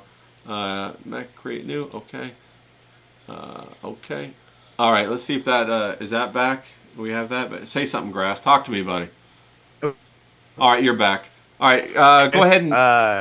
I'm back. Yeah, you're back, buddy. All right, cool. Yeah, dude, this is a great talk and stuff, but like, God, dude, I blanked out. I had it right the first time. No, you were saying you had talk, guys, and I have fun doing it, but I just don't have time to do it or whatever. My wife went off to see her sister this weekend, and I had free time to actually fucking sit down and do this. So fuck yeah. Hell yeah. I'm glad you. No, you're always more than welcome. Hell, we got Ray Wombat in the chat. Shout out to Ray Wombat. No, you're always. I love having you around. I love your perspective. You're a married man. We need that perspective. You know, you're raising a family. You're out there. You got the land. You're making things happen, and we need to hear about that. Us single bachelor guys, we need to hear about it. John, we're wrapping up here. What are your thoughts on that? Yeah, no, I mean, I think people need to really kind of yes, he is wearing a Dodger hat. He's from SoCal. Yeah, somebody give me a hard time. Not gonna wear a fucking Yankee hat. No, Dan Snot. He's in SoCal too. He's giving me a hard time. Yeah. No, I know. I see him. Yeah, I think in dating, you kind of, if you're trying to date someone to marry, you do have to definitely learn to be selective, learn to look for all the red flags. But you're only gonna learn that if you date a lot of the wrong ones too. You know. You're not gonna learn like, oh, this kind of girl, if I see these traits, is after money or after just a good time or just wants a free dinner, right? You're not gonna learn those things until you date a lot of those wrong ones. So, you know, you got to put yourself out there. Just put yourself out there, have fun at it. Don't get too emotionally invested until it's like, okay, this might be the right one, you know? Facts. That would be my advice. You can find me on X. I dropped my link in there, but just in case, it's 3RD Rail Podcast. And then you can also follow me here on YouTube and on Rumble at Third Rail Politics. Fantastic. And Grass, you had yours at the Professor Grass, and what was the YouTube? So people can follow you. I'll try to put all this stuff in the description too. It's also Professor Grass on YouTube. Professor Grass I song can used go to be ahead and do that fantastic. for you, man. All right. Just give me a minute. Fire. All right, James, bro. How do we bag ourselves a good bird? Talk to me. We're wrapping up here. What's going on? I don't know. Well, you can't be me, so that's a minus, I suppose. Right. Not me, so you're starting in a negative. I don't know. Buy yourself a tracksuit. Get yourself a South London accent. A bit of designer stubble. Or if you don't like an Armani beanie, maybe. I don't know. Just be yourself. Be confident. Go out and have a laugh. If first you don't succeed, try again. Don't worry about getting knocked back. There's 1,000,001 birds out there. There's someone for everyone. You know what I mean? Get yourself a nice looking one, though. Preferably get yourself one with a big pair of tits and a nice peach. And make sure she's got a nice personality. She's a bit feisty. She gives as good as she gets, because you need to have good banter. If you ain't got good banter, you got fucking nothing, because you're going to have a very boring life stuck at home with her all day, or, you know, when you're back from work and shit. Facts. Exactly, James. You got to be able to fucking hang out with your wife and fucking have fun. Yeah, you got to have fun. You got to be able to have fun. Go follow Ray, go follow John, go follow Professor Grass. Support them, you know, give them some love, and make sure if you've got a partner, after you finish this stream, go get an early night, go have some fun and frolics, go make a couple of kids, I don't fucking know, you know, just have a bit of fun, you know, have a couple of drinks, have some sex. Sex is always good, sex is fun, you know, you lose a bit of weight, and that's good, because then you look like me, slim, pretty handsome. You know. That's right. Go fork your wife, guys. Thanks, Professor Grass, for coming on. Thanks, John, for coming on. Of course, thanks, James, always for coming on. Big Knuckles. Go follow these guys. These guys are the best. And we're out of here. We'll see you guys again for Bruvs on Wednesday. All right. Later, guys. Later, everybody.